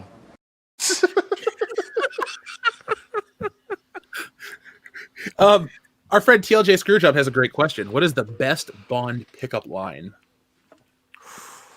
Want me to break her arm, boss? No, she's just freelance or whatever he says. My favorite one. Are you looking for shells? No, I'm just looking. That's a good one. That's the a good first one. Yeah, movie. that's a good one. That's a That's damn a very good good one. Fuck, I gotta. It's tough to rack your brain. Fuck. Because, see, TLJ Screwjob, the best Bond one-liners are real easy. I think you got the point. She always Yep. did enjoy a good squeeze. But when you get to the best pickup lines, as a kid when I watched those movies, I liked the pretty ladies and all that stuff, but I was like here for the action and stuff. So I was just, I don't remember those parts as vividly. Now as an adult, I just haven't watched those movies as much. So it's a little foggy on those parts. So I'll just I go know. with that. I just keep. I almost said shocking, but that was after he killed a dude. So it's kind of Yeah. hard to remember all the pickup lines. That guy's then- name was Alf Joint. Yep. Pretty sure he knew how to roll them well too. I mean, Sorry. Yeah. I don't know, maybe this. It's the '60s, bro. Yeah. That's true. That's true. Rumor has it that's how Harrison Ford got through Blade Runner in the 80s. So there's nothing wrong with it. I mean, working with Ridley Scott, I don't fucking blame him. Wait, hold on. So he smoked during that, and he was snorting coke with Carrie Fisher during Star Wars. No. Let's make sure we correct you. Snorting coke and banging her. Okay, no, Yeah. You're right. My bad. It was a twofer. I Yeah, forgot. make sure you I forgot put that in there. 'Cause- I forgot that plus. yeah. I have a real question for you guys. The only mental image I have now is him doing a doggy style while like snorting stuff off of his It's the only image I have now. off of a wood table that he made. Yes, it was an old door. He refashioned it. Fucking Star Wars. Harrison Ford's the fucking man. He is the fucking man. Oh, Oh, he's the best. God. I have a question. Do you think if George Lucas had Hayden Christensen and Natalie Portman do coke and bang each other, we would have got a great performance out of them like we did Han and Leia? We sure as No. hell would have got a way better line delivery than we can keep it a secret. Yeah, Dude, I was gonna say, I there might be a little maintain bit more line delivery? enthusiasm, Come on. but that's not going to fix the writing. I maintain one thing. Okay, the 80s had the best movies because of coke. Yeah, a time traveling car? Of course it'll work. How fast does it go? 88 miles an hour. Why? Because We fucking said something. We've got to put the tape on there where we write 88. That was a coke inspired solution. Yeah, and then that car didn't even go that fast.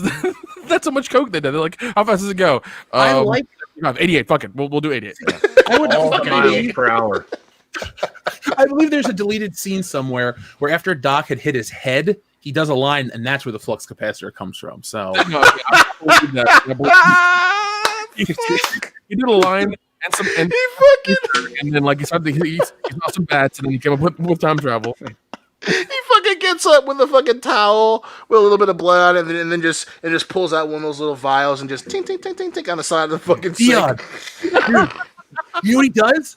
He What? lines up his coke in a flux capacitor. The idea really hit me in the brain. Woo! Doc, I'm from 1985. Do you have any coke, future boy? Not on me, but I can get it. Dude, time traveling drug dealer. That's what we need.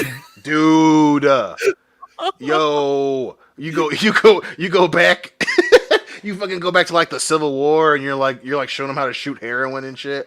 Don't get me wrong, heroin's fucked up, but that's one hell of an artistic movie to make. I'm on board. Better yet, Marty goes back to the 60s when NASA was forming. He's like, here you guys go, try shrooms. Yeah. We're going to fucking Mars. Millennium Fuck the moon.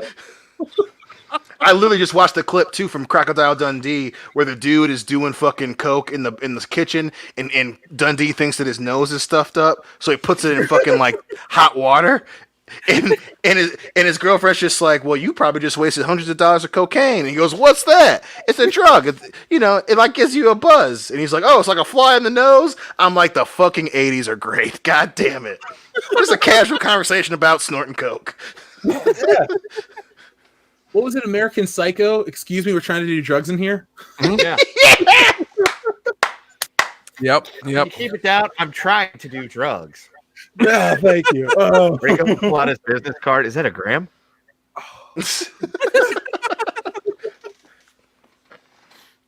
Oh, the 80s. So We should fucking good. hey, let's table the idea. We should further explore time traveling drug dealer. I feel like it 100%. really at least as a 12-page comic and a backup story somewhere. That because I've always wanted to tell a story where I sold coke to King Henry VIII. Imagine the party we have then. He chopped off more wives' heads. I would tell the dude straight up, I'm like, look, I am the only person that can get you this. I'll get you as much as you want, just don't kill me. I mean, I want your kingdom. that's how you get ahead in the game. God damn it. So basically, I rewrite history. And then here's a really messed up part. How do all these people get, like, if they need things from you, how do they message you to get more shit? You ever seen Shaun of the Dead? Yes. Yeah. I just get a text. You know what? Okay, Yeah. whatever. We'll make it He's simple. got- That's fine. That's We entirely create fine. some kind of fucking beeper that can go across time and space. You know Yo, what? he just gets a beeper from G Con. Yo, man, you got some more? Nah, dude. About to invade China. I need to calm down, man. Bring some of the food pills too. Nobody likes This siege Jodie is really Whittaker. fucking my nerves up. Nobody like Jodie Whittaker is the doctor, so she turns to a life of crime. So we use the TARDIS to smuggle our drugs. Yes. You meet H.G. Wells across the way, and it's like this fucking seat is lit, man. I'm taking this. Diamonds and shit, it spins and everything. Fuck it. Fuck the DeLorean. I want this thing. I'm going to the future on the throne. I know this is terrible. I would go back and visit Vincent Van Gogh as well. What Tell him makes not it to terrible? cut What off makes his that ear. terrible though?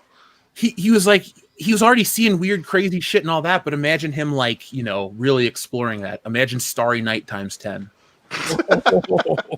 101 night. No.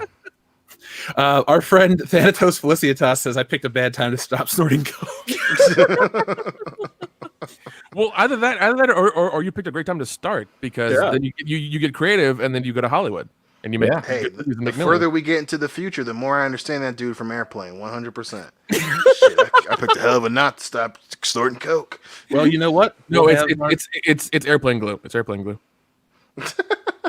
we'll have Armie Hammer in the movie, like our friend me says. Shit.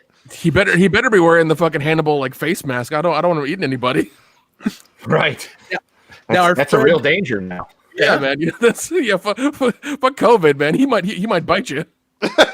Dude, He's like Florida Man. If you give Armie Hammer bath salts, he will literally eat your face. Holy shit, dude! And he'll have an erection the entire You time. don't even need to give bath salts for him to do it. I don't even.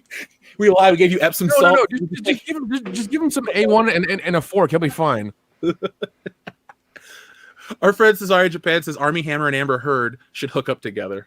Yeah, it would be an incredibly awesome fucked up relationship. Hey, let them take care of each other, man. I'm down with that shit. Yeah. Dude, you know what? That like, I would love to see that. That would be some shit. If that actually happens after like the court case, regardless of the verdict, I would just be like, it fucking happened. Yeah, be like, well, that makes sense. I would watch their social media like reality TV. Like what's happening? What are they doing right now? Where are they at? Fuck them. So, are you guys ready to talk about something serious? Kinda. This is important. Sure. This is a good transition to this because this is comic book related, guys. This isn't anything heavy like real world issues or fungus or something. I don't know, but we never get into politics. We don't talk politics. We don't need to get into. If you need that stuff, you can go out in the rest of the world. You need news. There's real news sources. We're an entertainment podcast. We always have been. But when this stuff crosses into our territory, our wheelhouse, that is when we get to have the deeper discussions about it because somebody needs to. And this is an important topic that I care about. I know we all care about the characters in the world of Marvel and stuff like that.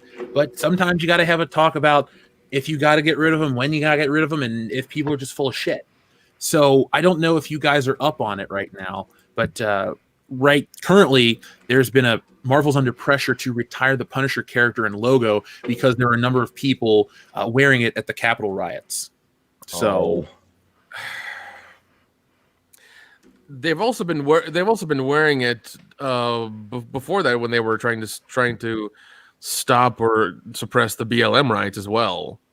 Like they were wearing it during that too. So they've been wearing it for a long time. But that I hate this because we're getting into a weird territory of symbolism and what it means for everybody. It's a weird thing. What it originally was and what it means to you now is a weird thing to talk about when it comes to symbolism. But personally, I don't think they should because I think it's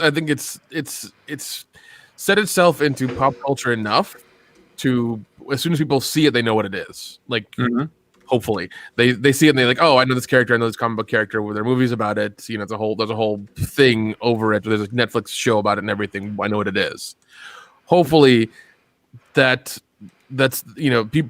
people know it as the Punisher and the comic book thing as opposed to this other symbol that they're using it for that's ill-intended, kind of thing. So I don't know. I hope people can get past that, and I think they will because I have faith in people. Well, I hope your faith in people is not misplaced. Dion, Yes. what do you think about the pressures to? Actually, I'm going to ask Kendo because then I'm going to transition into something else too. So, Kendo, what do you think about this? The calls to have Marvel put the character out to pasture because of what's going on in the world. What do you think? I think it's a terrible idea. I mean, just because something's been like co-opted, so to speak, or it's been seen doing, being involved in terrible things doesn't mean that that's a symbol of that regardless across the board. I mean, shit, there was a picture of the people at the Capitol riot and they were wearing a St. Louis Blues hat. Does that mean the Blues should be canceled? Should the team have to rebrand? No. But I also think that it could lead to a real slippery slope where anytime you see anything that's involved in something that is bad or people disagree with it, you're just eventually going to get to the point where everything's going to be called down for something because it's deemed offensive or categorized in a way that it's not, that the majority of people don't put it there. And that's, like I said, we're just going down a path where everything's going to be not okay. That's not good. Dion, same to you.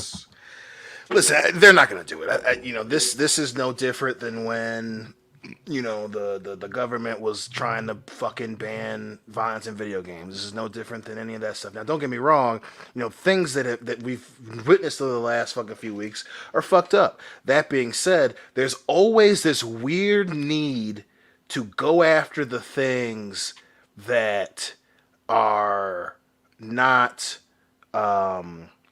part of like main culture, so comic books and video games and indie films and shit like that, things that kind of get considered as geek culture. This weird need, they're not going to focus on shit that actually affects people, right? They're not focusing on, targeted advertising or fucking, they're not focusing on how, companies are, selling shit that's killing us faster. But for some reason, the Punisher symbol that needs to be changed, right? It's always shit like that. And if there's ever a time for Marvel to stop pussyfooting around and defend shit, now's the time. But again, that's why I got picked, because it fucking looks cool, right? And assholes picked it up to try and feed off of that cool vibe. But just gotta wait it out. Do the same thing you did when they were trying to say that video games are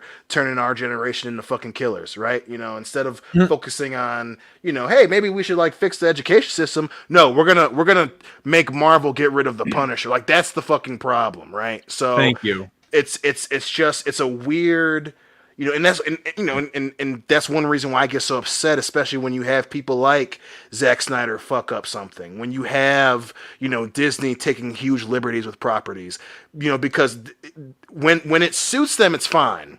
It's fine to change shit that a certain group really enjoys, or it's fine to change shit that's not exactly part of the main zeitgeist, but anytime something bad happens, let's do a knee-jerk reaction because this is going to keep people off our fucking backs. Instead of delving into the real reason why people did what they did over the last few weeks, we're going to blame a comic book character, And it's just this weird need to try and like punish, the nerds, and punish the fucking subculture, and punish people who genuinely care about shit, So it's just an excuse to not do their fucking jobs. And I think the vast majority of people like our fans are good at spotting that shit, and they'll get called out. But it's asinine. It's incredibly fucking stupid. And you got like they're fucking the weird kid at school. Just gotta let them tucker themselves out, and then we can have an adult conversation. Yeah, I feel like this is. Would you equate this to like the Aunt Jemima thing that happened, where it's like they're attacking this weird symbol for something that nobody really cares about, just to kind of shut people up? Yes, absolutely, 100. That's 100% in the same group. Yeah. Well, I think what's happening is they're trying to use the Punisher as a way to fix the world, which it won't fix, because if the Punisher never existed and everything else was the same shit would happen. The Punisher doesn't influence, isn't responsible. All of these things, like the Joe Liebermans who wanted to get rid of Mortal Kombat in the 90s, and this, and Beaver and Buffcoat, and all these politicians that never got it. You're just not there. You're not part of it. You don't understand what it means.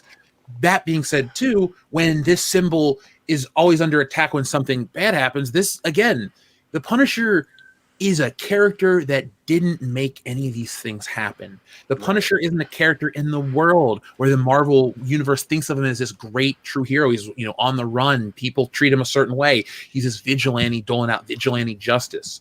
Even in the Marvel universe itself, he's not treated as everything he's ever done is right. He's a guy who snapped, and they call it like they see it. The Punisher of the 1980s, post-Death Proof. It's a fun, a little different type of thing. Not Death Proof, excuse me, Death Wish.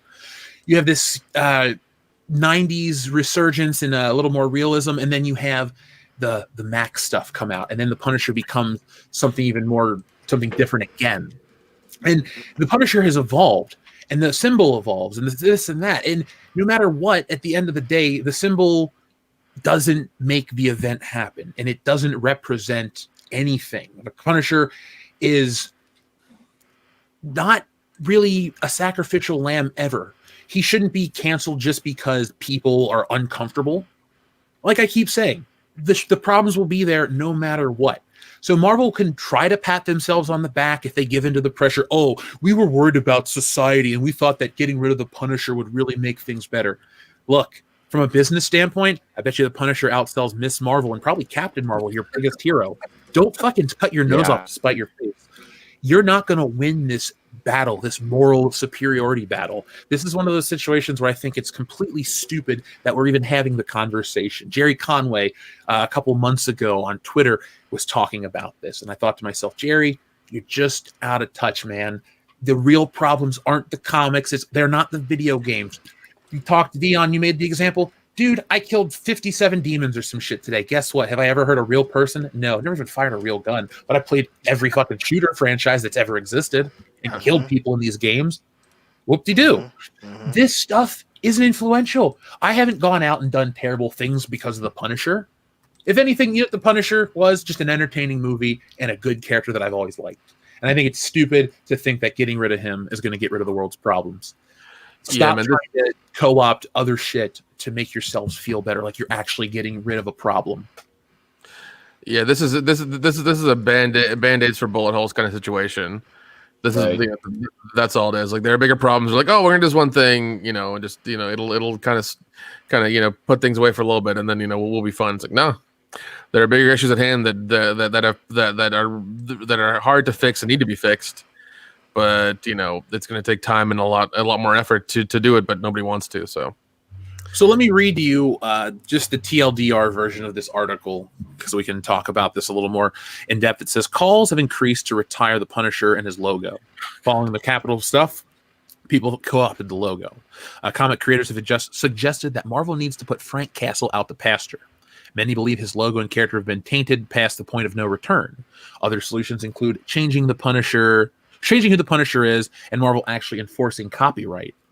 Marvel can't sit around and do nothing, otherwise characters in his iconic logo will be tainted forever. So they're arguing that they should start suing people. Now, I didn't see what went down with the Punisher stuff at the Capitol. Did people just have their t-shirts on? Yeah. And a lot of shitty groups have taken the skull. A lot of super Blue Lives Matter groups have taken it and shit like that. So, that's really the crux of it. I don't really think there's a correlation to the point where you can justify canceling the book. The Punisher,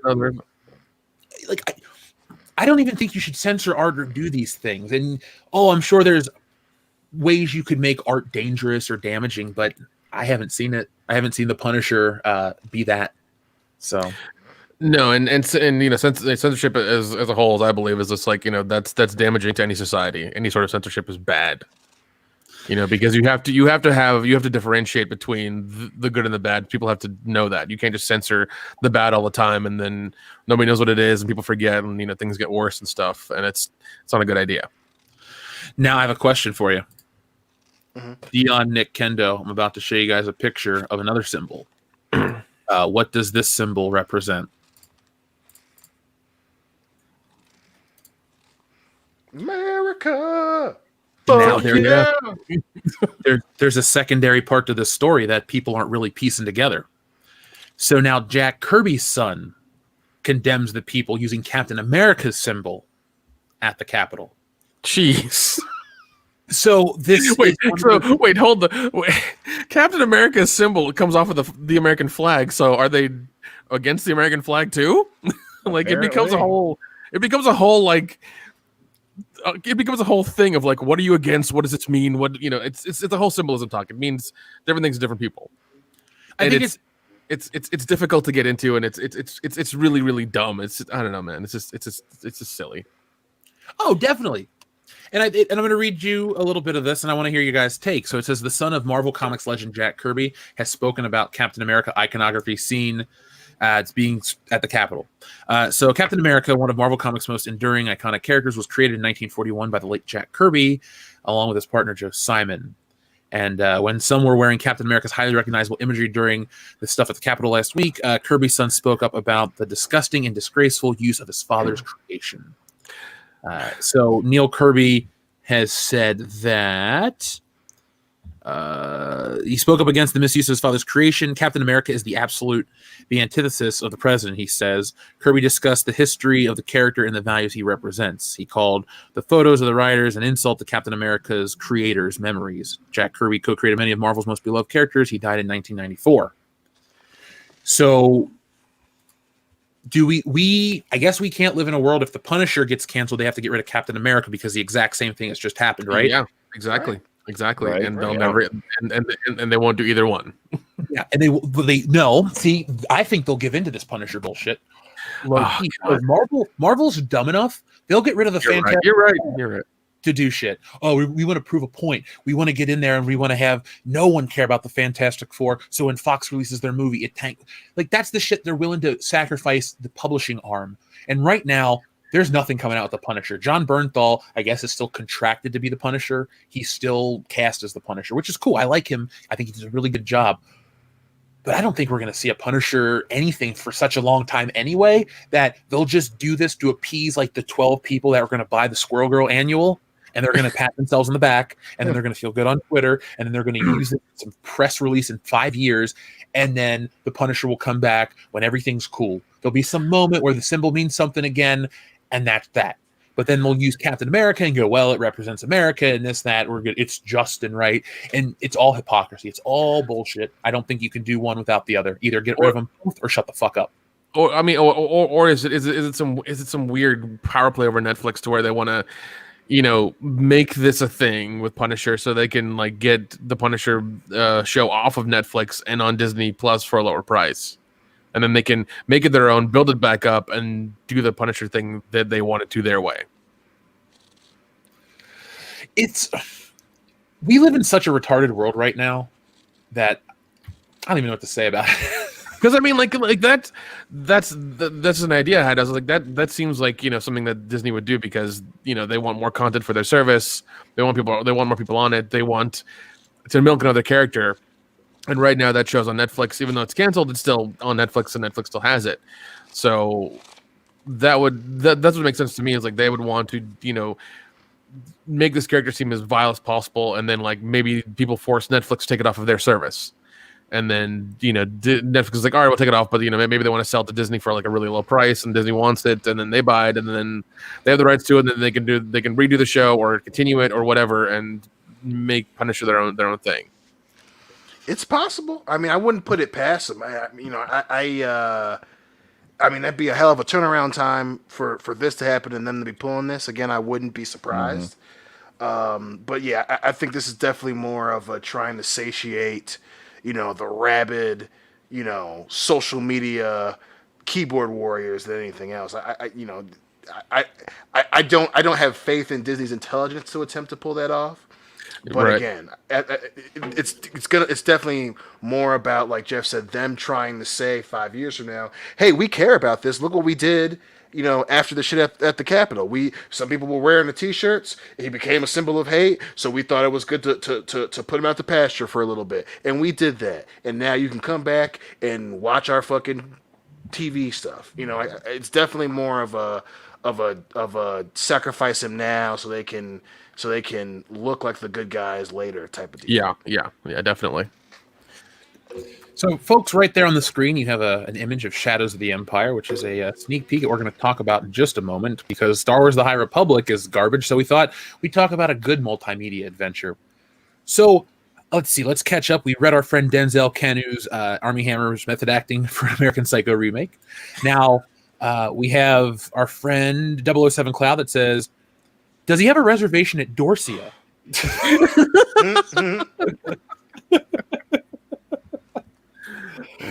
Oh, God. Nobody goes there anymore. Tim Riggs says, does human meat count as vegan? If not, he's done. Probably.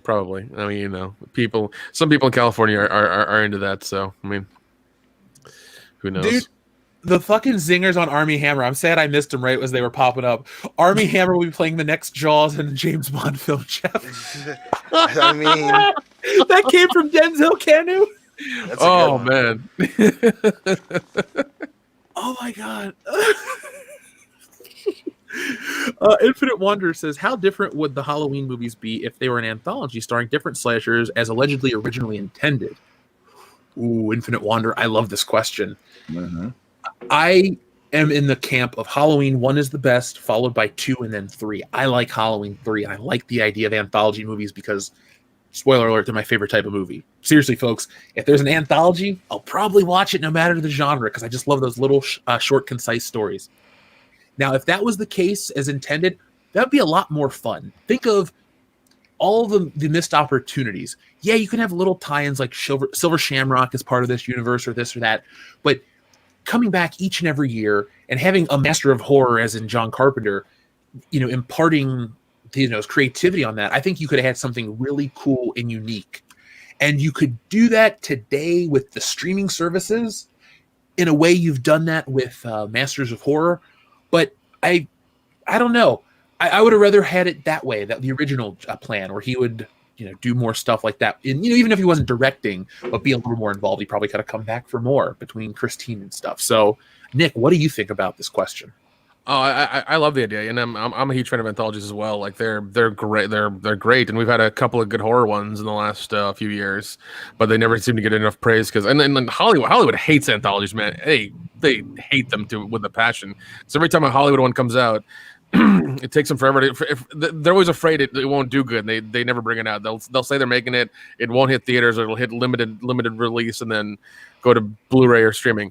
But no, if it had been done the original way, I think it would have been better for horror in general, because like we wouldn't have gotten. I mean, there could have always been like spin-offs of Michael Myers. It could have been like the Michael Myers movies, but we could have at least gotten different directors doing different things. You could have had directors stretching their horror muscle and like trying to make their own slasher in a different way, in a different setting. You could have new directors who are just getting into it and want to do horror, doing a movie and like maybe showing that they're really good and they could perpetuate their idea of said killer into more and more movies and more spin-offs maybe. But you could have gotten a fun thing every year, looking forward to this event. Like, this guy's doing it this year. Oh, he's done so many movies, and we get to see him do this, or somebody new we've never heard of, or anything at all. And I think it would have exposed us to more directors and more creativity in that aspect of what the original idea was. And I mean, you could always have John Carpenter on there producing and just kind of not really keeping control of it, but like guiding the filmmakers to be like, hey, this works, don't do that, maybe don't, maybe do this instead, and kind of making sure that whatever they make isn't like complete shit. It may not be good, but at least it won't be complete shit. It'll be all right, And he could always be producing it. It could just be John Carpenter presents Halloween or something. After it would have been after a while, but yeah, I mean, it would have been awesome. Our friend Scott Skio2 says Armie Hammer would be the perfect Batman who laughs. And I wanted to make sure that everyone knew the version of Batman he's talking about, because that's a pretty good joke. There we go, right there. So that would be Armie Hammer's Batman. Jesse, take a look at Armie Hammer's Batman. I've seen that before, but like, what is that Batman? Like, where's that from? Oh, it's fairly new. I've never read anything about it. So it's from Dark Knight's Metal, and it's DC, so obviously Batman, where it's like an alternate universe.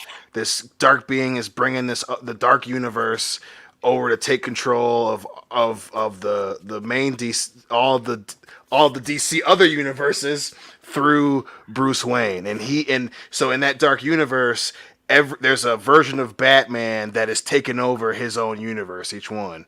And all of those Batmen are led by the Batman who laughs. So this Batman was essentially, the Joker finally killed himself, but he fucking fucked up Bruce Wayne with the Joker gas, and that Bruce Wayne murdered the Bat family, murdered the Justice League, and fucking killed his whole planet and took over his whole fucking universe. And he leads a number of other Batman, like one Batman who was in that dark universe, and it's personally my favorite, who was in love with Wonder Woman. Ares killed her. He fucking murders Ares, puts on his helmet, and becomes merciless. So he kills his own universe with the power of the God of War. Then there's another Batman, Batman who, it's dark as fuck. It's really good. And then there's another Batman who killed Flash, killed all the speedsters in his universe, and took all the Speed Force and became the Red Death. Then there's a version of Batman who's a woman who took all the power, who like created a a serum or something, and then took over Atlantis. And I can't remember what the Atlantis Batman's name is. Chat, help me out. Then there's another fucking Batman who fucking fuck. There's one more. I can't remember off the top of my head. But the Batman who laughs has a bunch of Robins, and they're all fucking on chains, and he just tortured drowned. Thank you. That's the Batman who took over Atlantean powers. And then so the Batman who laughs is a fucking perfect tactician. He's all of Batman mixed with the fucking Joker. He fucking has a bunch of people he fucking tortured on chains, and that's who he calls Robins, and they just like hiss and bark and shit. And he's fucking, and so when they defeat the fucking monster for the Dark Universe, they kept motherfucking and then Doomsday Batman. There's a Batman who fucking took the Doomsday virus, injected himself with it, and he became essentially Batman with Doomsday's powers, and he just savagely murdered everyone with his bare hands in his universe. So it's evil fucking Batman, dark as fucking shit, and there's great. Then there's the Batman who murdered fucking a Green Lantern and took the fucking ring. They're good. They're good. And the Batman who laughs is the best one for sure. I gotta read. Do me a favor. Send me like what this is so I can read this. I'll send it to you, and then I bought them too. So next time you come up, you can actually read the physical copy, dude. Because it's fucking, it's good, man. It's good. Dawnbreaker, thank you. That's the Batman with who took the fucking Ring of Power. So and Batman Who Laughs is fucked up. Like, there's a whole cool fight scene at the end of, I don't want to give it all away, but at the end where fucking Batman and Joker team up, and like Batman says to Joker, he goes, "Don't ever tell anyone about this." It's fucking great, God. Dude. Batman Who Laughs is badass as fuck. So we got an awesome super chat from Breadman Productions. Thank you very much. He says, 3 years ago, I subbed to you guys. First vid I saw was a Disney Monopoly vid from late 2017. First show was episode 102, The Last Jedi 1. Here's to many more years. Breadman Productions, thank you very much, man. I really appreciate the message. And you're one of the cool dudes that came out and hung out with us. So to many more years of conventions, too. So we'll see you at the next one, hopefully. Yeah, you're so good. Look, I'm very happy with a lot of stuff in my life, but I am so ready to go to a convention. I need to drink, and I need to look at people, and I need to scream "bear fucker." So we need to get drunk and get the giant Bluetooth speaker and just start singing random shit to people. Get kicked out of our table. Yep. Yeah, folks, true story. We got kicked out of our table for being too awesome. Oh God, we can do that. We can do that we can be really annoying on a Sunday and just get kicked out of the whole thing. They were just mad because we were like right near one of the entrances, our original fucking table, and people were just coming over. It was fucking great, dude. It was fantastic. We had coolers and shit. It was fantastic. Yeah, like we just hang out and drink. It's a party at our table. So we bring a giant cooler and just keep drinking the whole weekend. So our friend 007 Cloud says, playing Monster Hunter on Xbox while listening to Conan Exile songs. Do you ever play a game with special soundtrack, Dion, or do you just stick with the in-game soundtrack? Sometimes I'll play a special soundtrack. I mean, there have been a couple times where I've played Call of Duty with the God of War 3 soundtrack, or sometimes I'll throw on Call of Duty. I'll be listening to the soundtrack to Mad Max Fury Road. So yeah, every once in a while I do that. Back when 50 Cent came out with his fucking game, the first one, not Blood in the Sand, but I think it was fucking Bulletproof. The soundtrack was just G-Unit songs. It was G-Unit and his songs and shit. And like you could put them in different orders and stuff, but it was just their music. Like as dumb as that idea is, it's kind of genius, and it's kind of like, okay, like I get what you were thinking of, but this is incredibly stupid because it's literally just their music that has been made already. So that was kind of silly. Hey, Dion. Leo Breaker 49 says, Dion forgot the cyborg version that came to be after Alfred's death in his universe. Oh, yeah! Dude, that one was, fucking Leo Breaker. Man, you always becoming the clutch and shit, my man. But yeah, that one is brutal as shit. Yeah, because he fucking like rips out Cyborg's CPU or some crazy shit because Alfred gets murdered. It's good, dude. Like he goes crazy. Yeah, I think still Merciless is still my favorite. You know, because you know when you got a good looking woman, she get murdered. Sometimes you just gotta go ham on the motherfucker. But God, I love all the evil Batman, and then just that whole the fucking the guy that's trying to take over traps Bruce and Superman in like this reality that lasts like 40 fucking years, and Superman sees his family get murdered over and over again. Like it's dark as shit, you know. It's good, dude. It's good as shit. Like there's like a crazy, like they create all these monsters. One monster is like a dark side mixed with Superman. It's fucking crazy, dude. It's good. It's good. I dig it. They break the fucking source wall. Really, it's crazy. The way you're talking about it sounds boring as fuck, Dion. Yeah. My bad. Someone said Batman overload. That is exactly what it is. It's great. Just violent and too many goddamn Batmans. Roger Haynes, thank you very much for your thumbs up super chat. We appreciate that. We read Thanatos Velocitasis about the bad time to stop snorting coke. TLJ Screwjob says, one question about Bond turns into Back to the Future drug dealing. Hey, man. Hey. Hey, it's an idea. Will we film it and make it into a series for Patreon only? Who knows? Hey, there you go. Producing our own shit, baby. I'm just saying. Would you love to see Henry the Eighth on shrooms while Marty delivers it to him in a DeLorean? I'm just saying.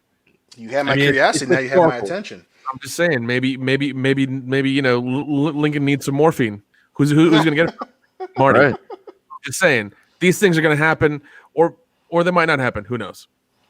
This might be a comic book. This might be a YouTube series or a movie, or we don't know. It might be something. I got it. Here it is. Here's the pitch. Okay. So just like Teenage Mutant Ninja Turtles takes the origin of Daredevil and runs with it, we're going to take our story and ground it in reality. It takes place in San Dimas, California. Bill and Ted get their fucking phone booth stolen by two drug dealers. It really should just be Jay and Silent Bob. And they should just go through time and sell drugs to fucking King Henry VIII. Dude, like just a bunch of historical figures, like all kinds of shit. Listen, man, you can really get used to all these bitches with some weed, bro. Here you go. You know what we should do? Let's find out if Kevin Smith is cool. We should seriously just keep asking him every fucking week on Twitter if we can make Jay and Silent Bob sell drugs through time and crowdfund it. I can make it myself. That's the thing. So we just need to get, the legality permission. That'd be so cool. Don't give him that idea because he'll say no and just steal it. Yeah. He'll steal it. I got proof of concept right here on air. That's true. Go. Okay, I dig it.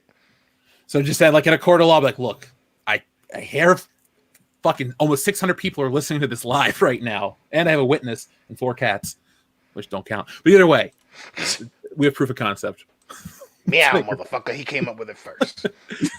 007 Cloud says, will they outlaw ninja costumes because of the free shit brigade? Oh, God. I guess not.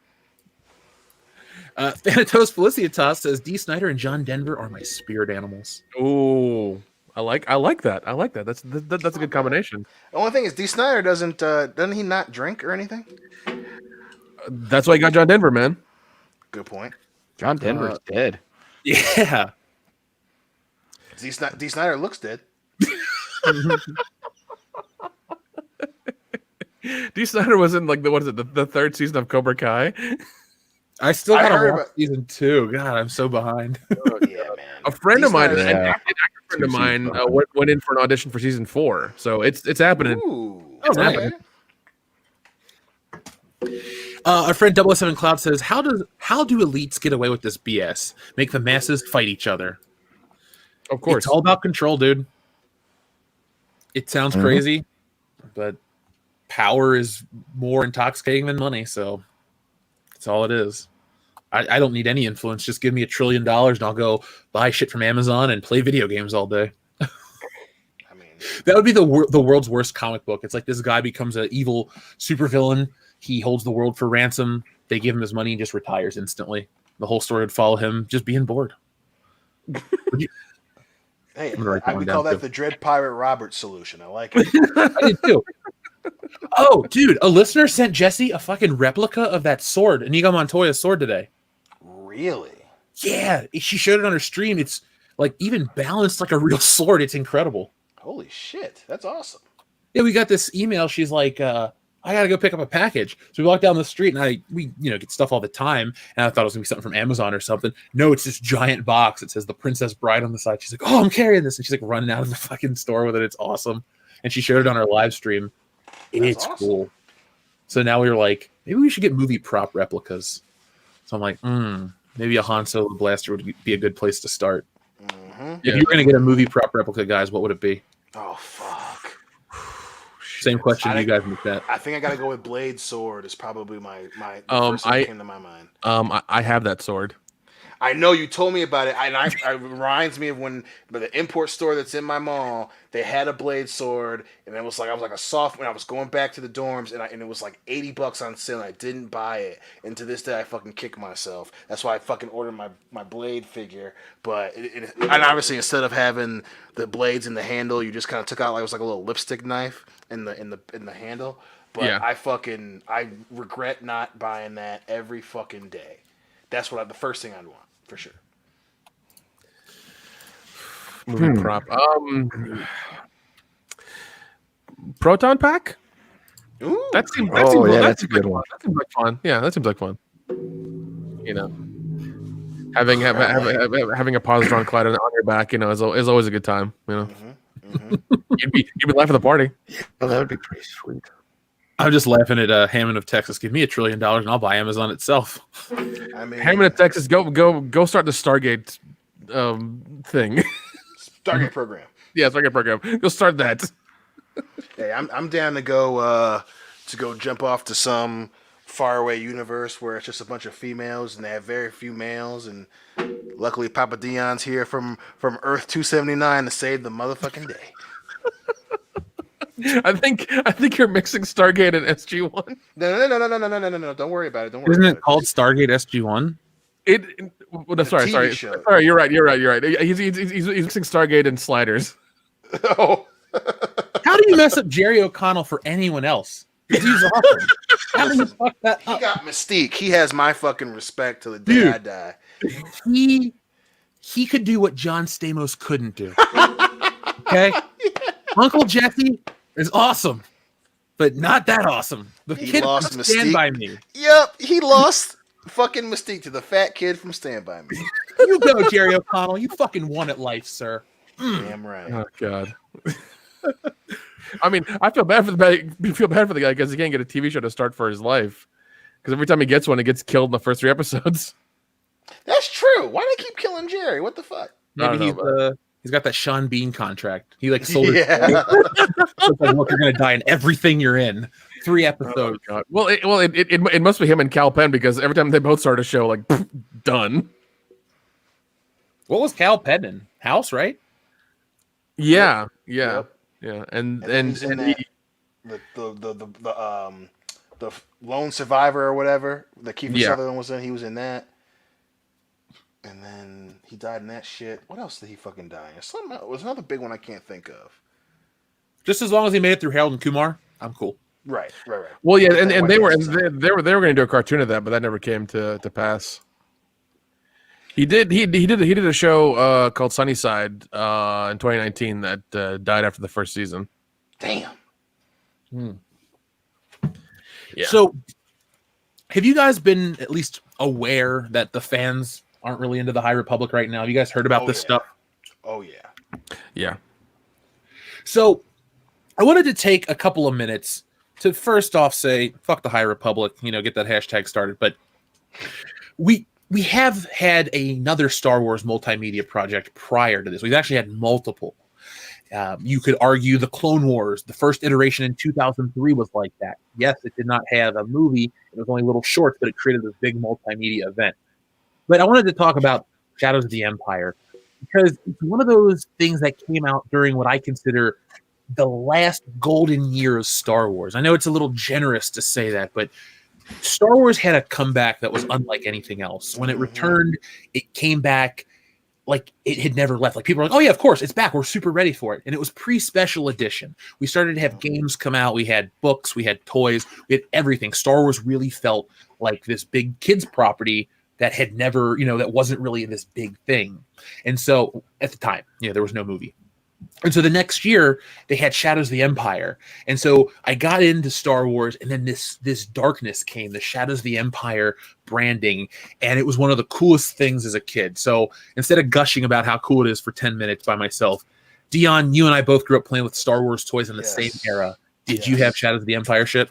I did. It was so fucking cool. Obviously, as specifically me, I outside of the figures, I was into the book. So the book Shadows of the Empire and the characters that came out of that, and oh my God, that was so fucking cool. And then when they had the what the fucking they made those, it was huge in the 90s, the reflexive little small poster things. They had some of those. My mom got me some of those. I thought they were the fucking coolest thing because it made Star Wars kind of fucking dark, man. And and obviously, it was fucking cool as shit. That was shit. Shadows of the Empire, that whole period, especially to be a kid and it was good, was fucking fantastic, dude. Oh my God. Dion or Nick and Kendo, you guys are a little older. I don't know if you were really into the Star Wars toys at that time. Did you know what Shadows of the Empire was? Yeah, from the 64 game. Yeah, that's my thing as well. I remember playing the 64 game a lot and loving it. I replayed that crap out of that, man. Always trying to use that tow cable on the damn the walker. The walker, yeah, all the time, man. Always trying to get that damn challenge point or whatever that thing is. Every time, man. I love that. We rented that game a couple times, and it was weird because when you would rent some games, you would pick up other people's progress, and then other ones you would try to start fresh. And I'm pretty sure you could play that one without having a memory card because certain N64 games could save that early. Mm-hmm. So I think I remember playing it I couldn't get far from the beginning, so then I ended up playing this other save profile. So I only played a little bit of the game, but the toys and the comics, they were everywhere. And the weirdest part about Shadows of the Empire is it kind of just went away. As soon as the special editions hit, Star Wars, the trilogy was back, and then a few years later, before that could ever get stale or old, you had the prequels. So Shadows of the Empire is this thing that kind of gets overlooked. And for fun, I just, wanted to kick it back for some nostalgia because we have the High Republic and everyone says, oh, it's this, it's that. These kind of things can't work.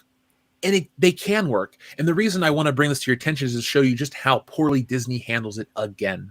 If you want to be oh, is Kathleen Kennedy gone? No. This has her fingerprints on it. This is her shit. The dumb stuff like this, the herkly-jerkly, all that crap in the Star Wars world, that has her stink on it. And the High Republic has her stink on it. And there's all sorts of stuff people are talking about. There's meltdowns behind the scenes, allegedly, and talks of it, how it's going to debut on the New York Times bestseller list. I saw that tweet, which it's you can't, and that's what was so great about Shadows of the Empire. They understood, they wrote it from the perspective of someone who would live in that time frame. The High Republic reeks of someone who is living in this weird 2020 American popular bullshit, like someone writing a Star Wars project. It doesn't feel like it's a in the universe creation, and it's just so hilarious watching them flail like a fucking Magikarp out of water, man. It's ridiculous. It's so ridiculous. Shit that clearly, if that world existed, these characters wouldn't care about that shit. It's just so dumb. It's so, terrible character names. And we're going to have a character that's androgynous. How do you write that into the story?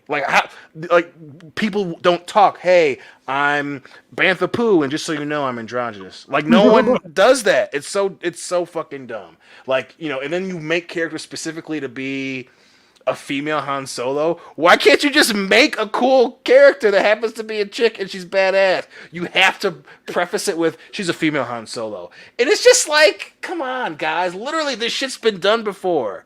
Look at the Cliff Notes, but come up with original shit. And it's going to be just fine. And they can't help themselves. They love the taste of that barrel too fucking much at Disney. It's crazy. It's fucking crazy. Like, you can't write something, well, we want to make sure we appeal to this group, and this group, and that be your foundation. You're going to forget to make it good. I just realized I can upload this to the stream right now, and we can use this anytime we talk about the High Republic. Family. Hold on. It should work. Give it a second. While it's loading, we'll keep talking about Shadows of the Empire. So, in today, there we go. Jamaram. There we got the Jamaram. Oh God. Like, how do you make a character based on the shit the kids yell and Hook? Like, you're like bangarang. my No, God. that's Oh my God, bangarang. you're That's right. That's two on the nose. Jamaram. Like, Damn, come dude. on. You're 100% right. Like, That seriously. took me back. That Like, took me back. That is a suburban mom coming up with a name for a character. It's just so bad. It's just so bad. Like, I want to make a character. These characters are going to talk about how they're gender fluid. They wouldn't. Bitch, we got to worry about the Sith trying to murder us. I'm not telling the world that I like dudes. Like, that's not a conversation I'm going to have in the fucking future where people can space travel. This is suburban mom thinking real hard about Rufio and just being like, Oh, Yeah, that's exactly what. Bangarang. No, that's two on the nose. They'll figure that one out. Ram Jamaram. That's better, right? Jesus, No. man. Yeah. It's just like when your mom sees you reading something, she goes, "Tell me more about Huggledy Boogledy." Like, you're like, "Mom, that's not their fucking name." You know, don't pretend like you give a shit and come up with dumb names for the shit that I love. Cut it out, Mom. That's the feeling I get from High Republic. Dude, I gotta say, this fucking thing it's the gift that keeps on giving. I absolutely just love to read everything about it. Like, they're melting down, they're blaming white. Oh, what? It's just like The Last Jedi. It's like Christmas again. Yeah, and like, yeah, the tweet I sent you guys, like I looked at what when it said the date, and I was like, that's not today's date. That's like a week from now. It's like, that's really weird how they're saying a week from now it'll be New York Times bestseller, and I'm like, geez, like that, like I guess being a New York Times bestseller is like an Oscar. You can just buy it if you really want to. Mm-hmm. Well, don't worry. When I'm gonna go do a little more research about that image, and then I'm gonna make a video because I have a response already planned. So don't worry, folks. We'll be talking about it. But we're gonna talk about Shadows of the Empire because when you talk about the High Republic, we joke about how dumb it is. I want to read you just the brief description of the story of this. It sounds cooler than anything people have created from Star Wars since this. Honestly, this is the last amazing thing they put out. Yes, the prequels are debatable. You can get into that shit. And yeah, you could like Rogue One and The Mandalorian. But like, if this was a movie, this is like the only story you could put between the two films and not fuck it up. It's so cool. So let me read the description to you. So, Shadows of the Empire is a 1996 multimedia project created by Lucasfilm. The idea was to create a story. This isn't the one I want. Here we go. The story introduces the rebel Rendar, the rebel ally Rendar, who aids the heroes in their attempt to liberate the frozen Han Solo from bounty hunter Boba Fett. Meanwhile, Darth Vader continues his search for his son Luke Skywalker, whom the crime lord Prince Shizor attempts to kill in his plot to replace Vader at the side of the Emperor. That's just a really cool, that's our story. Oh shit, awesome. Can you read the same description for the High Republic, please, so we can kind of like know the difference? Oh yeah, sure. You know, so we can do this fairly. You know, do this fairly. God. And they made Xandar a cool bad guy. Like, god damn, he was a cool bad guy. Yeah, I remember his picture being plastered everywhere. He looks creepy as hell. Mm-hmm. So here's the description, the exact same description for the High Republic, like from Wikipedia page. Star Wars The High Republic, first announced as Project Luminous, is an ongoing multimedia project being worked on by the series of authors, which spans both comics and books to tell one cohesive story set in the High Republic era, 2 centuries prior to the events of Star Wars Episode 1, The Phantom Menace. The project's official release, whatever, doesn't matter. It goes on to say it was delayed because of COVID. I'm sure that's important for the Wikipedia page. So yeah, it is 100%. It is. You know, it adds to the depth of the characters.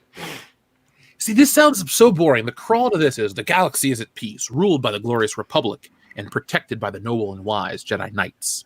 As a symbol of all that is good, the Republic is about to launch Starlight Beacon into the far reaches of the Outer Rim. This new space station will serve as a ray of hope for all to see. But just as magnificent renaissance spreads throughout the Republic, so does a frightening new adversary. Now the Guardians of Peace and Justice must face the threat themselves, the galaxy and the Force itself. Doesn't sound terrible.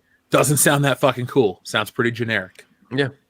Well, if you had just that, minus the extra bullshit they announced for it, people would be a lot better receiving of it. 100%. You adding all this checkbox bullshit to characters instead of having a tease and a description and then just putting it out eventually, you're like, well, no, we're gonna make sure that these people are fucking represented, and there's gonna be this character that has this, that, and other. Like, shut up. Like, fucking mysterious, and then just make the characters cool. People would have such a better response to that description, because now we know the bullshit. We know there's gonna be a female Han Solo because she needs to be female Han Solo. Instead of being like, here's this cool fucking character, we don't know where she's from, but she will shoot a motherfucker in the face. Like that, like, just what is just so hard about this? I don't get paid for this shit. And I can tell you that's the main reason people fucking reacted the way that they did. Mm-hmm. It's like, come the fuck on. Random people who watch MTV aren't gonna fucking come and get this High Republic shit. You fucking try to split up your core audience who are going to fucking buy this, and then essentially you put it in the framework of it's gonna be a New York Times bestseller, so you're gonna buy it anyway. Like, bitch, you wanna bet? I promise you I fucking don't. Now, the legacy of sales is important because you go back and look at the impact of Shadows of the Empire. It's a million-selling video game on the N64. It sold 1 million copies. Like, that was a big success. The comic book sold well. The toy line, that shit, it's weird. You had the Power of the Force 2 stuff, which is, $5. It's not worth much, brand new. But the some of the Shadows of the Empire stuff holds its value a little more. It was just this cool little peek into another part of Star Wars. And I'm going to pull up the quote at the end, but it has one of the coolest lines in the history, really in the history of Star Wars. It's fucking awesome. Let me pull that up while you guys talk about Dion, Slave One, Boba Fett. Cool ship? Or do you like Razor Crest more? Ooh, I Slave One, hands down. I mean, especially once you play Bounty Hunter and how he got Slave One, it's the shit. I mean, don't get me wrong, Razor Crest was cool. I kind of got over the whole it's a piece of shit angle for it, but Slave One is second only to the Millennium Falcon. Yeah, 100%. Definitely, yeah, because the Razor Crest is fine. It's gone now, so it doesn't mean anything anymore. But no, definitely Slave One, and I would agree with you on Slave One than the Millennium Falcon. There he is. There he's Kendo back. Yeah. So here, I just kicked into high gear. I just wanted to play the end of this real quick because I just thought this was one of the coolest lines. So hopefully it's queued up just right. Return of the Jedi. Oh, there we go. Empire Strikes Back, and before Return of the Jedi, there was a time when heroes and villains alike lived in the shadows of the Empire. That is the most 90s commercial ever. Yeah.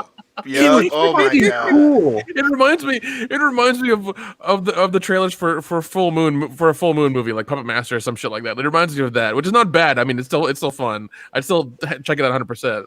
But it just reminds me of that.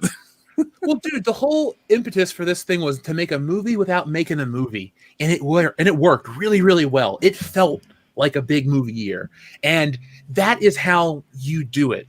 And that is how you do it in an era where social media and the internet isn't what it is. This is being promoted in traditional print media, video games, stuff that is traditional entertainment. This isn't, using the internet, which makes the whole world run easier. No, this is something that was done 2 decades ago, and you can't replicate that excitement today. That is really a big disappointment with Star Wars, because Star Wars had been gone essentially out of the mainstream for almost 20 years at that point, and then it's back. Well, no, like 10 actually, but it's back and it's bigger than ever because of this shit. So we live in the world where that should be the case.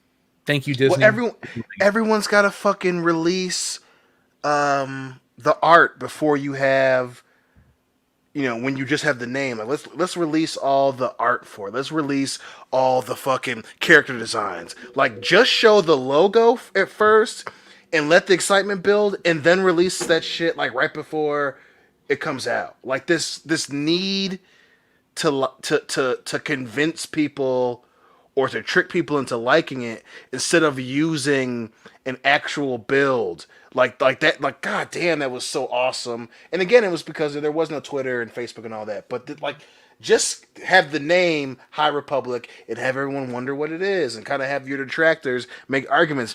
And then you release cool story modes. And then before it comes out, if you want to release character designs, do that. But no, you want Vox and Esquire and fucking We Got This to talk about it. So you're like, well, this character is gonna like to have sex with tailpipes from lawnmowers. And then this character is gonna be a dude, but he calls himself Ramashadamadan and he just really likes other dudes. Like, just fucking, why did you have to muddy the water? No, you jam-a-rammed it for no reason. For no fucking reason. Oh, man.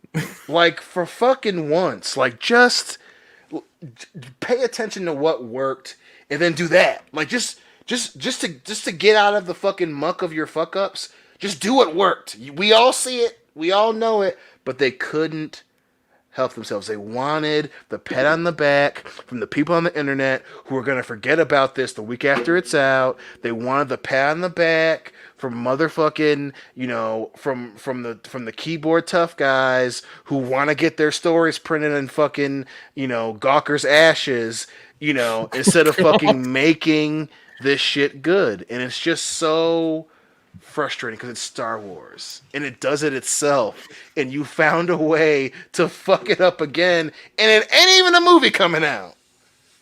God damn. Well, I mean, in Disney's defense, they did greenlight 35 new shows for no goddamn reason, because apparently they really want something to do right now. So we'll see how all that goes. This could still be adapted one day if they decide that their edict of throwing out all old canon was. No, I don't want this to ever I don't want this to come up to be an option for them to ever have. No, they don't need to screw it up, because what's going to happen is they're going to try to honey dick us into being like, oh yeah, we're going to make this thing, and we'll be real careful with it. They're going to show us screenshots and behind the scenes footage of them doing it, and it's going to look cool and everything, and everyone's going to be all about it, and then they're going to show it to us, and it's going to be all fucked up. Yeah,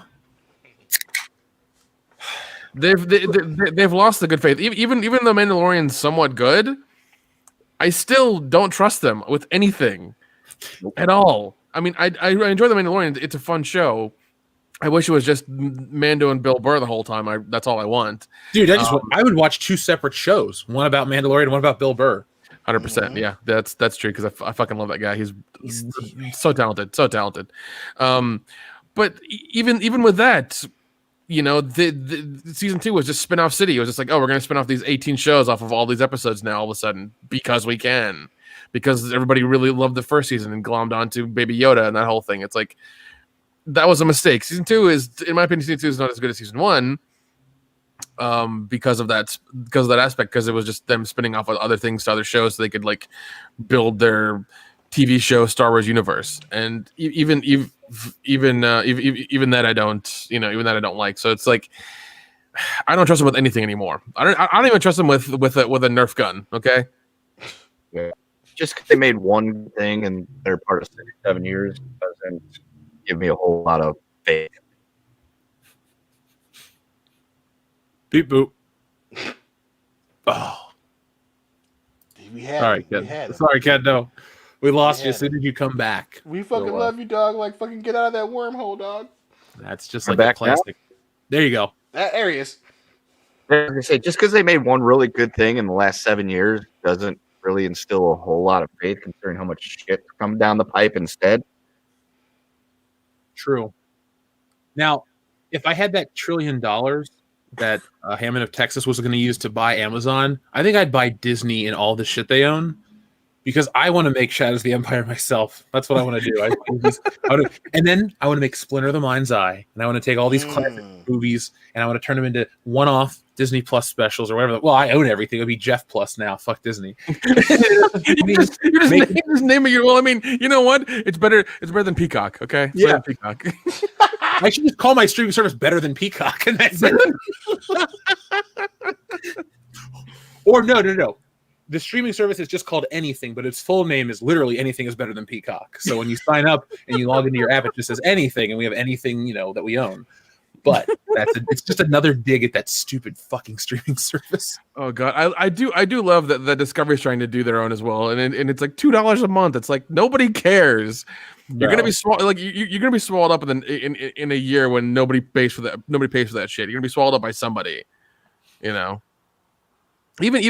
Criterion tried doing it for 2 or 3 years, and they failed too. I just want to give a shout out to Big Boar Go Home. I was gonna say that, but I was like, that's too easy. It's too easy. It works. I think Dr. Herkamonkey likes Jeff Plus though. Plus. But yeah, it's it just was a fun reminder of how good Star Wars can make you feel. And that's one of those things that people are like, well, when you talk about it and make the videos and stuff, how can you still love it? It's like this shit. You remember how good it was. And I think that's why a lot of fans stick around, and that's where these places manipulate us. That's how they can get away with lying to us or treating our characters like shit and doing that stuff. And yeah, there are characters. You may legally own them, but if we didn't want them, you wouldn't have a reason to own them. So it's always fun to just remember how cool that was. And when I was doing a little research for the video that was dropped today, which is really taken off great, I went through it and I was looking through like the old Kenner catalogs. Dion, do you remember getting those with the ships? You get those little paper books, and it would show you every Kenner toy that was coming out that year across the toy line. And they had the fucking toll-free number. You could order it if it wasn't at your store and shit. Goddamn, yeah, man. Oh, that's so good. I just want to look at it for a second. My God. Oh, man. So the first one that pops up is the 1987 one, and then the Star Wars one, which is before my time. So I'll show this one real quick. Dion, Nick, and Kendo. Reminds me of the back of our comic. But yeah, these are from a simpler time, folks. Sometimes you go, oh, man, I miss these things. I wish Michael from Retro Blast, and if he has done it, I completely missed it. But I'd like to see a video series done on old Kenner catalogs. Or if people want to mail them to me, I'll make it myself. That would be really fun. But do you remember these guys, like that cool feeling as soon as you would like open up? Here, I'll show the one that I had as a kid.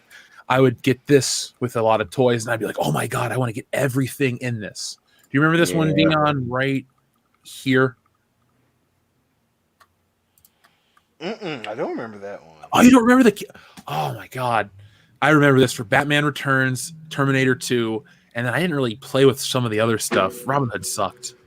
But just this one was so cool. Oh my God. I think it was like 92. I remember that one. Damn. Yeah, I was super, super young. But these always take me back.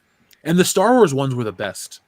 Because I don't know why they were the best. They were just the coolest ones. You got so excited because the way they advertised it, you're like, oh my God, I'm ready to go, live in the galaxy far, far away with these toys that I need to own. Mom, please buy me everything. Yeah, dude. So let's see what the audience has been saying to us. So where our friend Wonder says, you want to get rid of the Punisher because of a certain group insisting on using his logo? Well, I guess we better get rid of Black Panther. Fair point. Yeah. Because I guess we go through and, we're worried about stuff tied to history. So the whole point of this, folks, isn't to pick on one character or the other. It's to show how stupid and futile this is to fix any real world problems. Unless you can pointedly go, the Punisher is responsible for every one of the world's problems, then I could go, well, if we can have that verified, then yeah, get rid of it. Fuck it, whatever. But the whole point is it's not. So why even get worried? Wonder also suggests if you want a good multimedia story project, I got one word for you: Bionicle toys, books, comics, movies, flash games, and more. Bionicle looked cool to me, but I was not a Lego kid growing up. Were you guys? I mean, I know Nick and Kennedy guys are super really into cool. it. I had one. Oh yeah, I Fire have tons of Bionicle. Legos. Did you have any of the Bionicles though? They were a little older or a little No. later down the road. No, so. no. I didn't have the No, I just Bionicle. had Legos. Yeah, I had the Technic stuff. I had a lot of the Star Wars Technic stuff whenever it came out, like the pod racing droids and things like that. That would actually work. Like if you press their nose, that would pop up. R2D2, C3PO, and a bunch of other ones I built before, and like they had little like working parts and stuff like that as well. Like I did that stuff. I love shit like that. I remember Ninjago. It's something like Bionicle. I think it's like Bionicle Ninjago is like a spin-off line. Again, I was just a little too old for that one because Lego didn't really do it for me. And then by the time that I was into video games, so I'm aware of it and it looks cool. And I remember the commercials. The commercials were actually really neat because they were like these CGI'd renderings of the Lego toys, but they moved like if they were real. And then you would see the commercial. I was like, that's pretty cool. So I'm too old for it, but it is neat. Our friend Leo Breaker, we did read yours, sir. Thank you very much. Now, Etep Wakoyan's Place to Be Reviews, folks, says, hail, gentlemen. I'm looking forward to hanging out with you guys this July for the Loudy Extravaganza. Nick, better get in town about 4 days early. Yeah, we've been discussing that. That's gonna be fun and interesting. Yeah, I'm not going to miss a single day of debauchery. This is a once-in-a-lifetime event. Loudy's one of my closest friends. I got to make sure I got to be there for him. Plus, low-key excuse to party for like a week and a half.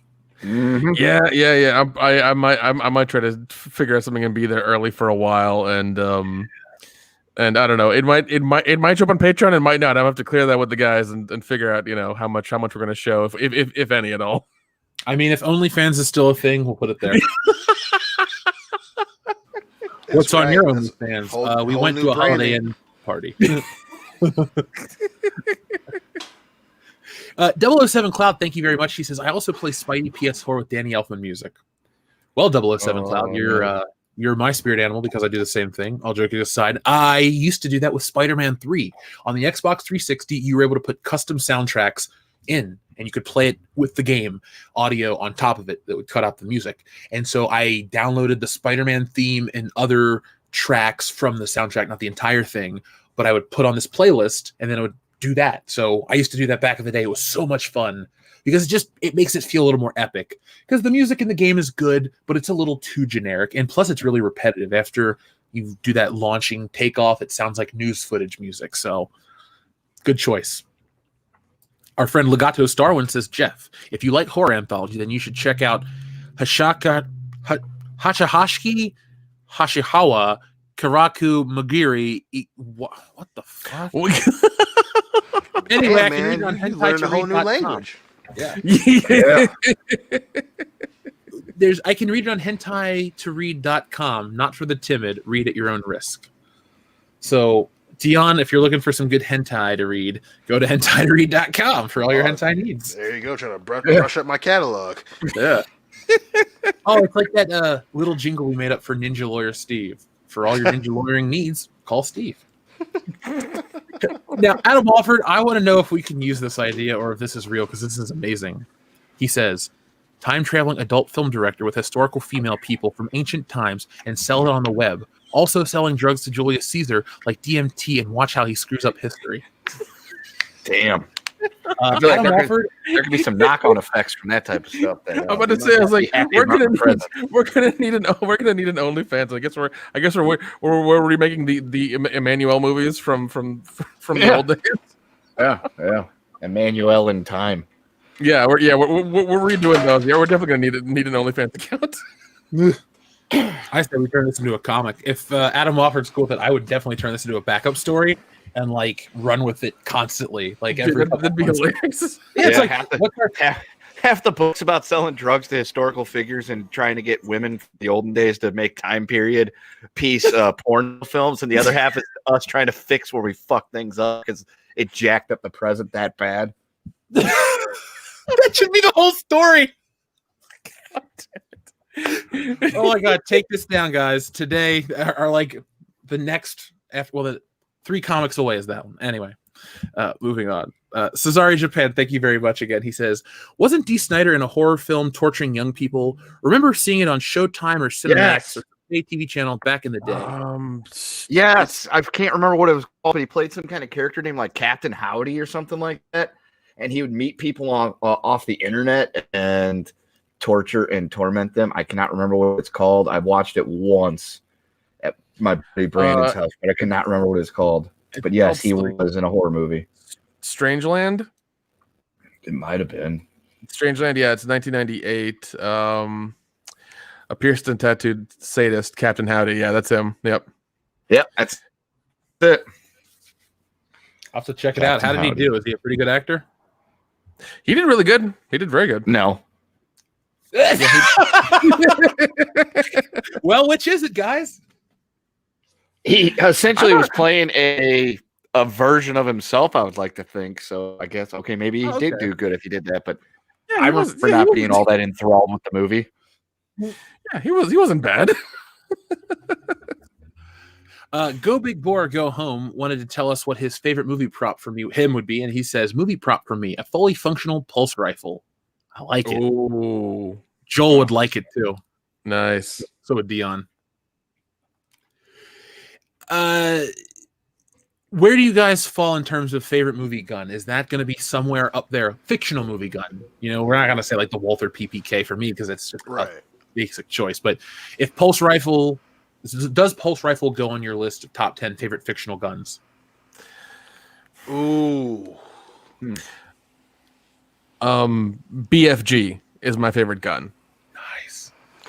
The Pulse, it might be top 20. I don't know if I'd say it's top 10 for me. Respectful. Like the Lawmaker is a huge one for me from 20,000 AD. RoboCops. Yeah. RoboCops. The Noisy Cricket, or whatever it's called. The Noisy Cricket's up there. Damn sure. Yeah, the DL-44 Hans Blaster is up there. Pulse Rifle. Damn, Pulse Rifle's a good one too. I'd have to sit down and make a list. Top 10. That's cutting it real close. It might just be outside the top 10. Well, we'll come back to it, dude. Yeah. I know your favorite weapon of all time is the Noisy Cricket from Men in Black. We do not discharge our weapons in public. I will say, if I have to go into battle and I need 7 or 8 or 10 fictional weapons, probably the Neuralizer and the Noisy Cricket are going to be on that list because they're really effective and really portable. Also the field rod cannon from Halo. Fucking love that thing. Yeah, dude, great. yeah, you're gonna go. Jeez, man. Death firing it, but hey. I mean, you'll go deaf, but your opponent will be dead. Run here forever? I don't know. I would love to get. I know it sounds absurd, but I'd love like a life size prop of that thing. I would fucking love it. The fucking Lancer, if we're gonna play that game, a Lancer from Gears of War, the chainsaw fucking big. Oh god, yeah, dude. Fun as hell to have. Hammond of Texas says, totally down to dial the gate and take the WCBS boys to a planet with some bad biatches. Oh, dig it. Oh, dude, did you see that Slim Jim has a new Macho Man branded Slim Jim out? Yes, I sent you a picture of it. Oh, I thought that was Dan that sent it to me. Sorry. I thought that was Dan. I was like, oh my God, I need it. No, I sent you that like a few weeks ago. It's like this giant fucking Macho Man sized Slim Jim. It's filling. It's like 10 Slim Jims into one. It's awesome. Okay. In my defense, Dan sent me this picture on Wednesday, so I forgot you sent it, and then Dan reminded me that it existed. So sorry, but I'm not crazy. Right. Adam Wofford, thank you very much. He says, Kit from Knight Rider always wanted a Trans Am from the 1980s.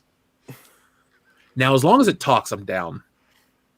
I feel like you're gonna, you gotta have for sure the kit. I mean, it's gotta talk. It can't just have all the gadgets. It's gotta fucking talk. So, our buddy KR Companion is the expert on Knight Rider shit, Dion. So one day when we have our WCBS mansion, we decide to get a toy for the garage, a Knight Rider replica car. We're gonna go to him. We're gonna get it 1-to-1, perfect from the show. So what he makes them, or he works on them? What's the deal? He is the author of the Knight Rider books, like these authoritative, like, 1-to-1 everything. The KR Companion, the Knight Rider Companion, is his work. It's like this holy shit, recognized, it's literally like the ultimate Knight Rider book. So he wrote that, and he's a fan of the show, and he's our friend on Facebook and stuff. And so when we go to do our movie cars, once we reach that, I don't know, that level, we'll go to him because we just got to get it right. And we'll even get David Hasselhoff to come over and check out its authenticity too. Right. And obviously, it's got to be the nice kid. It can't be the one that doesn't like Puerto Ricans. Yeah. They're racist, Michael. In that case, I want a DeLorean that really does light up like the whole fucking car lights up at 88 miles an hour. That's what I want.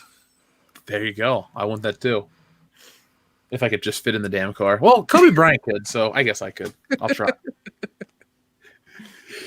Tim Riggs says a property has lost all hope when a 40-year-old fat drunk like me looks better with a lightsaber and a Jedi robe than any of the characters in it. Jam-a-ram. Yeah. Well, hold on. Tim said the magic words, so I have to put it up there. Jam-a-ram. It's Jam-a-ram time. Yeah. I don't know why the screen said my black cock the whole time. I honestly, all joking aside, so he's like, I picked the wrong week to start exercising because I'm just drained. I'm so tired. And I haven't slept much, so that's why I'm just like, oh, this show. I can't believe it's only been, 2 hours and change. Let's see. Our friend Roger Haynes says message retracted. Well, thank you very much, Roger. Rob Brantz, thank you very much. He says, Jeff and Dion, a book series suggestion from the old EU X-Wing series that takes place after Return of the Jedi, which focuses on Wedge rebuilding Rogue Squadron at first. Yep. I will check that one out. Rob, until I find a local bookstore that sells used books, I won't buy a new Star Wars book to support Disney, but I will go to a half-price bookstore and buy any old Star Wars book because they don't get a cut of it. So I'm down to check that shit out. I think I did that right before I moved, and I forgot to bring those books with me, by the way, Dion. I picked up, because we have the Thrawn trilogy, and a couple others that I just was like, oh, I'll bring them out, make sure they're ready, like Tales from the Bounty Hunter, Tales from Jabba's Palace, and something else.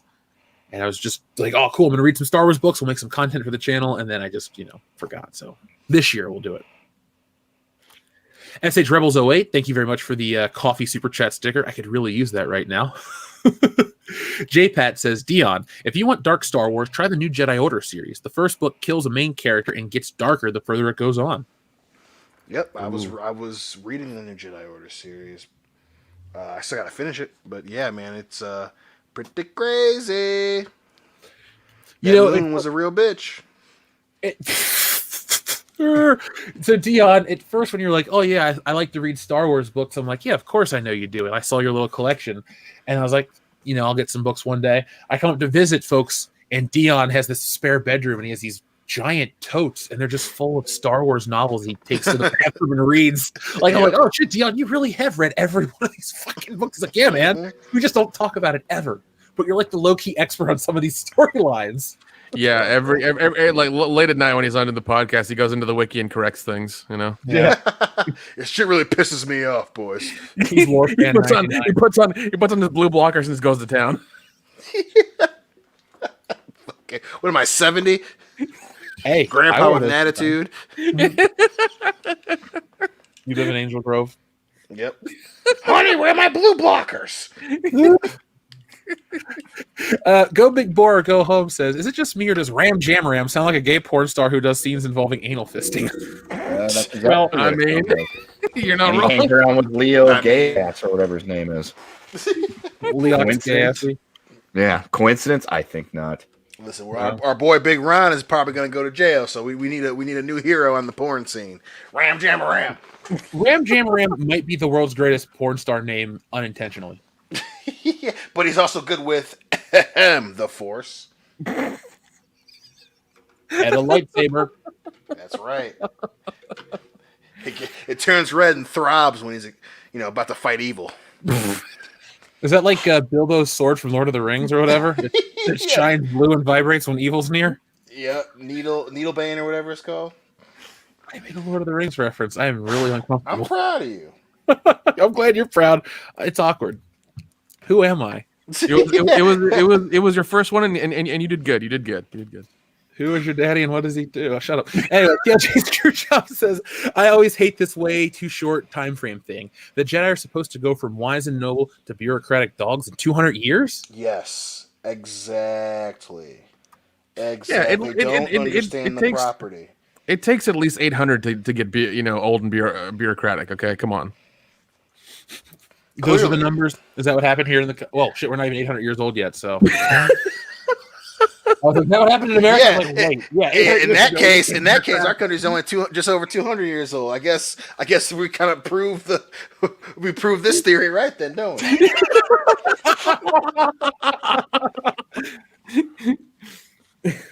We're having a Mandela effect moment here. And then we have our friend Leo Breaker. I want to expound upon that one. I don't like trying to tell stories of this Jedi era because I know it sounds like I'm trying to cut down Star Wars to a smaller window. Realistically, I kind of am. But unless you can find a way to make the dialogue from the films make sense in your books, like the dialogue in those films have to be more important than whatever series you're trying to sell me and make money, because it doesn't fit the universe that way. If they say they've been gone for this long and they imply it for this long, fucking make sure that you have worked your way backwards to when you tell me this story, it logically ends where it should. That's part of the job. That's part of the Lucasfilm story group. Instead of bitching about, oh, they like Luke Skywalker instead of Ram Jam, maybe you should just fucking worry about that stuff. Do your real jobs. Know your roles. Shut up and help make the shit the continuity work instead of being lazy and getting rid of it because it's easier. And then you pick little pieces from it and then you make it shitty. Nick, you were right. They shouldn't touch Shadows of the Empire. Fuck you, Disney. Yeah. Goddamn. Yeah. Okay. All right. Sorry. I saw Swinging Todd was here and I got really upset. So, Leo Breaker 49 says, not a movie weapon, but my favorite is Samus's Phasma suit Phazon suit from Metroid Prime. That's a good I choice. don't know which one that is off the top of my head because I did not finish Metroid Prime. So if it's later in the game, may have never played it. But I do like Samus in general, so I'm sure it's a cool upgrade. My favorite Metroid upgrade would probably be the missiles. I'm basic. They're fucking powerful, so I like that shit. Now, our friend Swinging Cod says, I'd listen to a stream of Dion and Ryan Cannell talking about the EU as long as they are riding horses or getting jam-rammed by horses. Either or. Well, he said the magic word, so jam-ram. Jam-ram. Jam-ram. You said it too. Okay. Nick, you just want to say it? Jam-ram. There. All right. Yay, he said Toronto. That's where we live. Dion, wasn't that the best promo ever? Dude, it's so fucking good. Oh my god, with leather pants on and a goddamn vest. So good. Have you seen that meme that's been popping up lately? It's got 9 promos and it says keep 3, the rest gotta go. And it's like Dusty Rhodes, hard time speech and all that one. Yep. Hold on, if I can find that, we'll close the show out with this because it's a good way. We want to end with fun. Why not end with fun? Also, I forgot to share this meme. Don't go anywhere, folks. You're going to want to stick around for this one. It's legit good. Let me send it to the guys. Boom.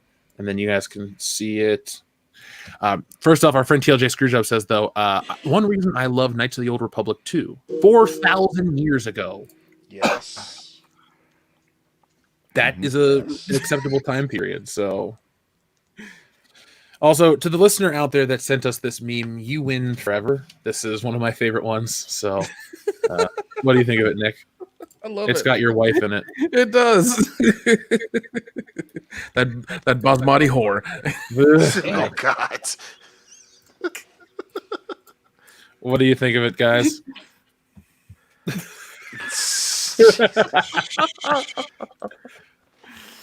Oh my god! I mean, it's I can dig it. My thoughts on the High Republic. You know what? I kept seeing her in commercials for the Nintendo Switch and games stuff like that. I'm just like, is this what you've like kind of reduced to, like YouTube and Nintendo shilling? No, Like Jesse was saying something earlier about she's trending on Twitter for being gay, right, Jesse? Apparently, she was answering some multiple choice question that was like, "You're 10 years old and you have an hour of recess. What do you do?" And she selected the option of, go on the library searching WikiHow for how do I know if I'm gay. Which to me just tells me that she was a loser when she was 10, but apparently all her fans are like, Bree's trying to tell us she's gay because like obviously she's not, but I guess she keeps hinting at the fact that she might be to like Nick, what did you do to her? Apparently too much. Apparently too much. Seriously, Nick, God. When you turned her gay. Hey! I tried to not do missionary once, and she flipped the fuck out. Okay, I don't know why. Man, you're like that water with the frogs. Some hot. You know what? Never mind. It's gross. I was like, whoa, what's going on now? Did you just say ribbit, bitch? Yeah, I did. Well, that's the theme of tonight. Ribbit, bitch. We had a couple more super chats roll in before we close out our final segment of the night. Our friend Matt Deckard says, "Time to license a flesh tone laser sword, Ram Chamelan." Jesus.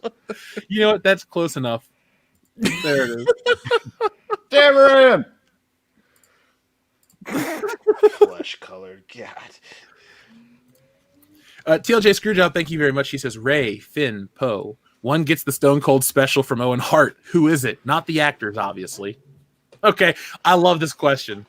So, Nick, I don't know if you know what the Stone Cold special is, but essentially, you're going to get put into a pile driver, slip and break your neck. Oh, okay. Yeah. Shit. That's what happened to Steve Austin. And Owen didn't even call him afterwards. True. Ray. It's got to be Ray because she's fucking insufferable. Yeah, I'm going to pick Ray because I want her to just scream Master Skywalker if she just lays there the whole time. That's the movie I want to watch. I'm saying Ray because I want it to be like, yeah, bypass that motherfucker. Yeah. I think it's unanimous. We're gonna have to go ahead and just call it a sweep. 4 for 4. Give it to Ray. Yep. Yeah. Who's the Skywalker and all the Jedi now, bitch? Yeah. I'm the spy. No, you're. That was. I cannot watch that movie again because it was so much bullshit in one fucking 2-hour segment. Like it's just, I couldn't wrap my brain around it. It didn't want to work. It hurts me to think about that time in my life. It does. The only thing I latch onto is almost getting kicked out because of Dion. That's the only thing I latch onto because it's funny as hell. Well, I watch that movie, man. Dude, that Sprite commercial sent you over the edge. It set the tone for the evening. Yeah. Fucking did, I don't want a goddamn cranberry Sprite. LeBron James don't drink that shit. Oh, fuck, man. So tonight I'll share one last thing with you fine folks. We all love Back to the Future, right? Yes. We do. Wait, is this the picture that I sent to you? No, I just sent these to the chat. Somebody made these. These are fun, and it's a look at a what if. What if Pixar made a Back to the Future movie? So you guys ready to see what some artist made a Back to the Future movie look like? Yes. How they made it look Pixar-wise? Okay, so first off, we have good old Doc Emmett L. Brown. What do you guys I don't think know of about that one. Yeah, that's drug. Yeah. Well, if you say on this one, this is probably the best. Ready? Oh jeez. Yeah. Whoa. Hey. Easy now. That's a hard no. Ah! That Why does Biff look Latin? I was gonna say Biff is ethnic all of a sudden. Like Yeah. Biff goes from Thomas That's F. L. Biff. Wilson to Tomas F. Wilson. Yeah, he's That's Elbiff. El Biff. El Biff. El Biffarino. That's his name. Yeah. Well, if you're not into the whole brevity thing, but you know.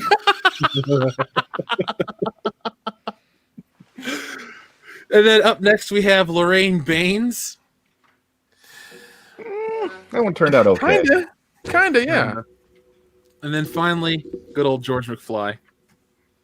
That's probably the best one. Although he's got a weird cross-eye thing going. Yeah, I don't know why the artist keeps giving the guys cross eyes. Like Marty, Well, the artist is probably really a she, and she hates. Or maybe dudes. the artist was cross-eyed. That's true. That's a good They're point. just like me. Great Scott. And I'm just like Ram Jam Ram. He said it. He said it. You know what? I had an idea. So you know how like we do those streams where the people pay to make us drink? We should do a thing like where if the people are listening and paying attention, every time Jam Ram pops up, you got to like take a shot, and then we will just pay it back to those folks. Like, you guys really want to play? And then you just fucking spam the button. Well, Swinging Cod, this Jam Ram's for you. Yeah. Drink up, bitch. Sorry, Swinging Cod. Rest in peace, bro. I don't think that few shots would take him out. Our friend Leo Breaker 49 says, Knights of the Old Republic 2, Handmaiden Training, you in her draws. Yes.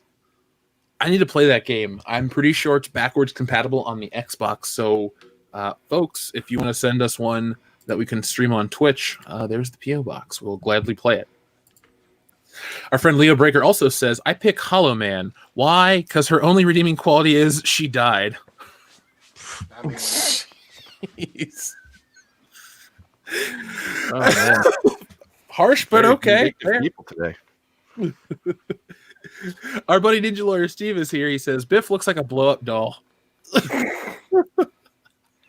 A cross-eyed one. Yeah. stiff. You say Biff looks like a stiff? Biff with a stiff. Oh, Biff the Stiff. Biff the Stiff. That's his name. Anyway, now I'm thinking of the Goonies. That's the part that always makes me crack up, Nick, when he goes, it's a stiff, and he starts freaking out in the freezer. God. Same here, man. I love that movie. That kid had great comedic timing. It's a crime that he was only in one film like that. Yeah, well, I mean, he was. I think he was in one or two others, but like that's where it kind of ended. But I mean, like he's a successful agent now. Like he's rolling. He's a in it. lawyer. Yeah, he's an entertainment lawyer. I think he's rolling in it, man. He's good to go. Yeah, he's fine. Hey, Jeff Cohen, I respect that dude till the cows come home. But come on, dude, one more shot. Goonies 2, Electric Boogaloo. Book it right now. Only on Peacock. Okay. Shit, it would actually be on HBO Max. Oh, I don't know. As much as I would love more Goonies, I don't want more Goonies because I don't want to taint that one movie. It's fine. We have a Goonies 2 video game, which I think is all we really need. You know what I want from the Goonies? A new series of action figures, and that's it. Ooh, yeah, definitely. Really, every 10 years, I'll like I have the Goonies 4K set. I can't believe I lost it, but I did somehow. That and Beetlejuice. But every 10 years, give me a new version of Goonies to buy. Cast reunion action figures, a couple T-shirts, a poster that says "Goonies Never Say Die" on it, and every 10 years I'll spend that same amount of money. Yeah, same here. I'll do it. Now, money. Or speaking of money, Nick, I pulled the most American move. I got my stimulus check, so I bought something stupid. Can you tell me what it is you bought? Or, I'm gonna put. It's gonna be used for the channel actually. So okay. On Patreon / the membership program, I want to do some toy reviews, and I wanted to get the Back to the Future Playmobil set, and I thought I'll get it after Christmas. Nobody gives a shit about this. Turns out that it was really popular and that it's going up in price, so I bought it. So I'm going to get the Back to the Future Playmobil set delivered here. And apparently the same thing happened with the Lego version of the Ecto 1, and I think they're doing a re-release of it here soon. I can't wait to get the Ecto 1 Lego set because I bought the DeLorean. And yeah, I'm not a Lego guy, but I'll buy anything from Ghostbusters. My mom just mailed me a Ghostbusters coffee mug. It's cool as shit. Oh my God, that's awesome. So we did a couple more super chats rolling. First off, our friend, just one more. Leo Breaker says, Holdo, damn autocorrect. So you meant to say, I pick Holdo. Why? Because her only redeeming quality is she died. She died at the speed of light. She didn't even see it coming. Yeah. Because you taught her to as well.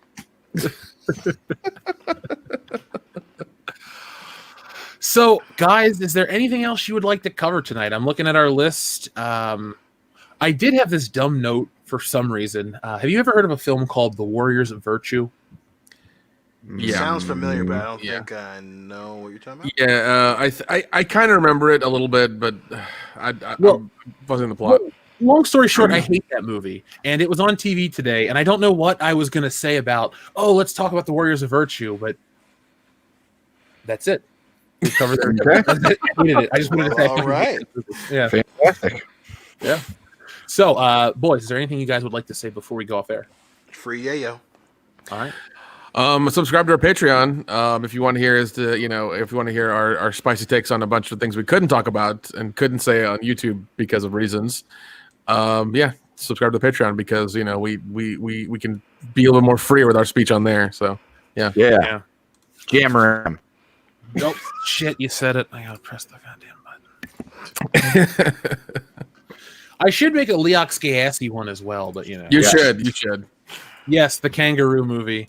That movie, Turning on the Screw. My cousin was so into it back then. I couldn't stand it. But Small Soldiers the next year was pretty damn cool.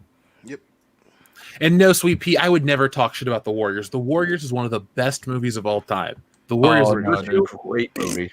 Warriors.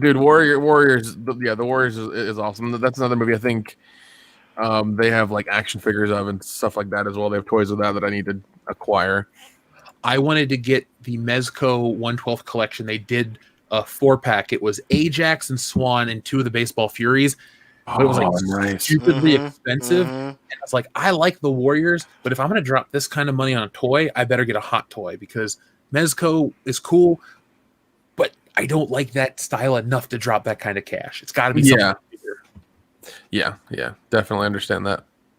But yeah, dude, the fucking Warriors game. Oh yeah, Joshua. The Warriors was an amazing video game. I had that for PS2. I rebought it on PS3, and I think I should just rebuy it for PS4. It was that good of a game.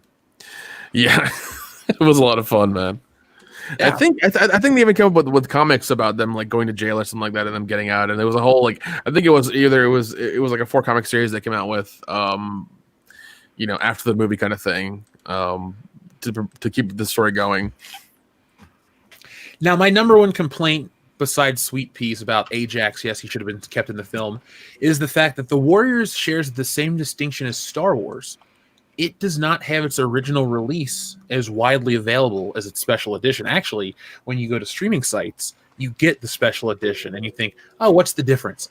Well, they do these weird comic book panel transitions, and it really kills the flow of the movie. So I would watch the Warriors more often if I could get a 4K remaster of the original cut. So Paramount, maybe one day you'll find it to be worth your time to get rid of that stupid special edition shit. It wasn't cool 15 years ago, and it's not cool now. Dude, a couple of months ago, it came on like one of the movie channels when I still had those, when it was part of that free package or whatever, and it was that version because it didn't have the comic booky stuff in it. Yeah, I think that version is somewhere as well because I've seen it recently too, and it didn't have the comic book stuff in it at all. Hey, Dion, I think that's our buddy Greg from college that's listening right now. Really? Yeah, he listens to the show regularly. He'll message me on Facebook and stuff. We've been friends on Facebook since college, so I always find it cool when somebody that I've known for a long time is like, "Oh yeah, listen to your show." I'm like, "Oh shit, really?" So That's hey, Greg, what's cool, up, man? G-Reg. And then finally, our buddy Adam Wofford says, "What about Goonies, the video game?" I've never played Goonies 2 on the NES, and I've never played the first one on computer. I don't know. I've never played anything related to the Goonies digitally, but I would play a Goonies video game if they made a new one. I don't know what it would. All I know it would be kind of like a point and click Telltale game. That would make a really cool Goonies video game. So, well, we kind of closed that window on that kind of licensed stuff, but we can dream. So, you guys ready to close this one out? Yes, sir. Yeah, I'm tired as hell. I am ready to go to sleep. I'm not even going to make it up to WandaVision tonight, so sorry, folks. That's a shame. Oh, you mean you're not gonna watch it and report on it and care about it and and stuff? Well, I am going to be back in the morning with Good Morning Pop Culture at about 10 a.m. Eastern. No, 10 a.m. Pacific, not Eastern. No, I'll be back with that because last week's High Council got over 1,000 views, and then this week's got another 1,000 views. So next week you'll get it again. So, folks, if you hit that thumbs up button, I don't mind giving you guys Good Morning Pop Culture from time to time. All you got to do is say you want it, and that's how you tell me you want it. So I'll be back with that tomorrow. I'll try to have watched WandaVision. We'll talk about that stuff, and we'll reconvene then. So from all of us here on the channel, thank you for watching. Make sure you guys are signed up for the comic. Link in the description below. We'll have information about that next week. And from all of us here on the channel, thank you for watching, and always be excellent to each other.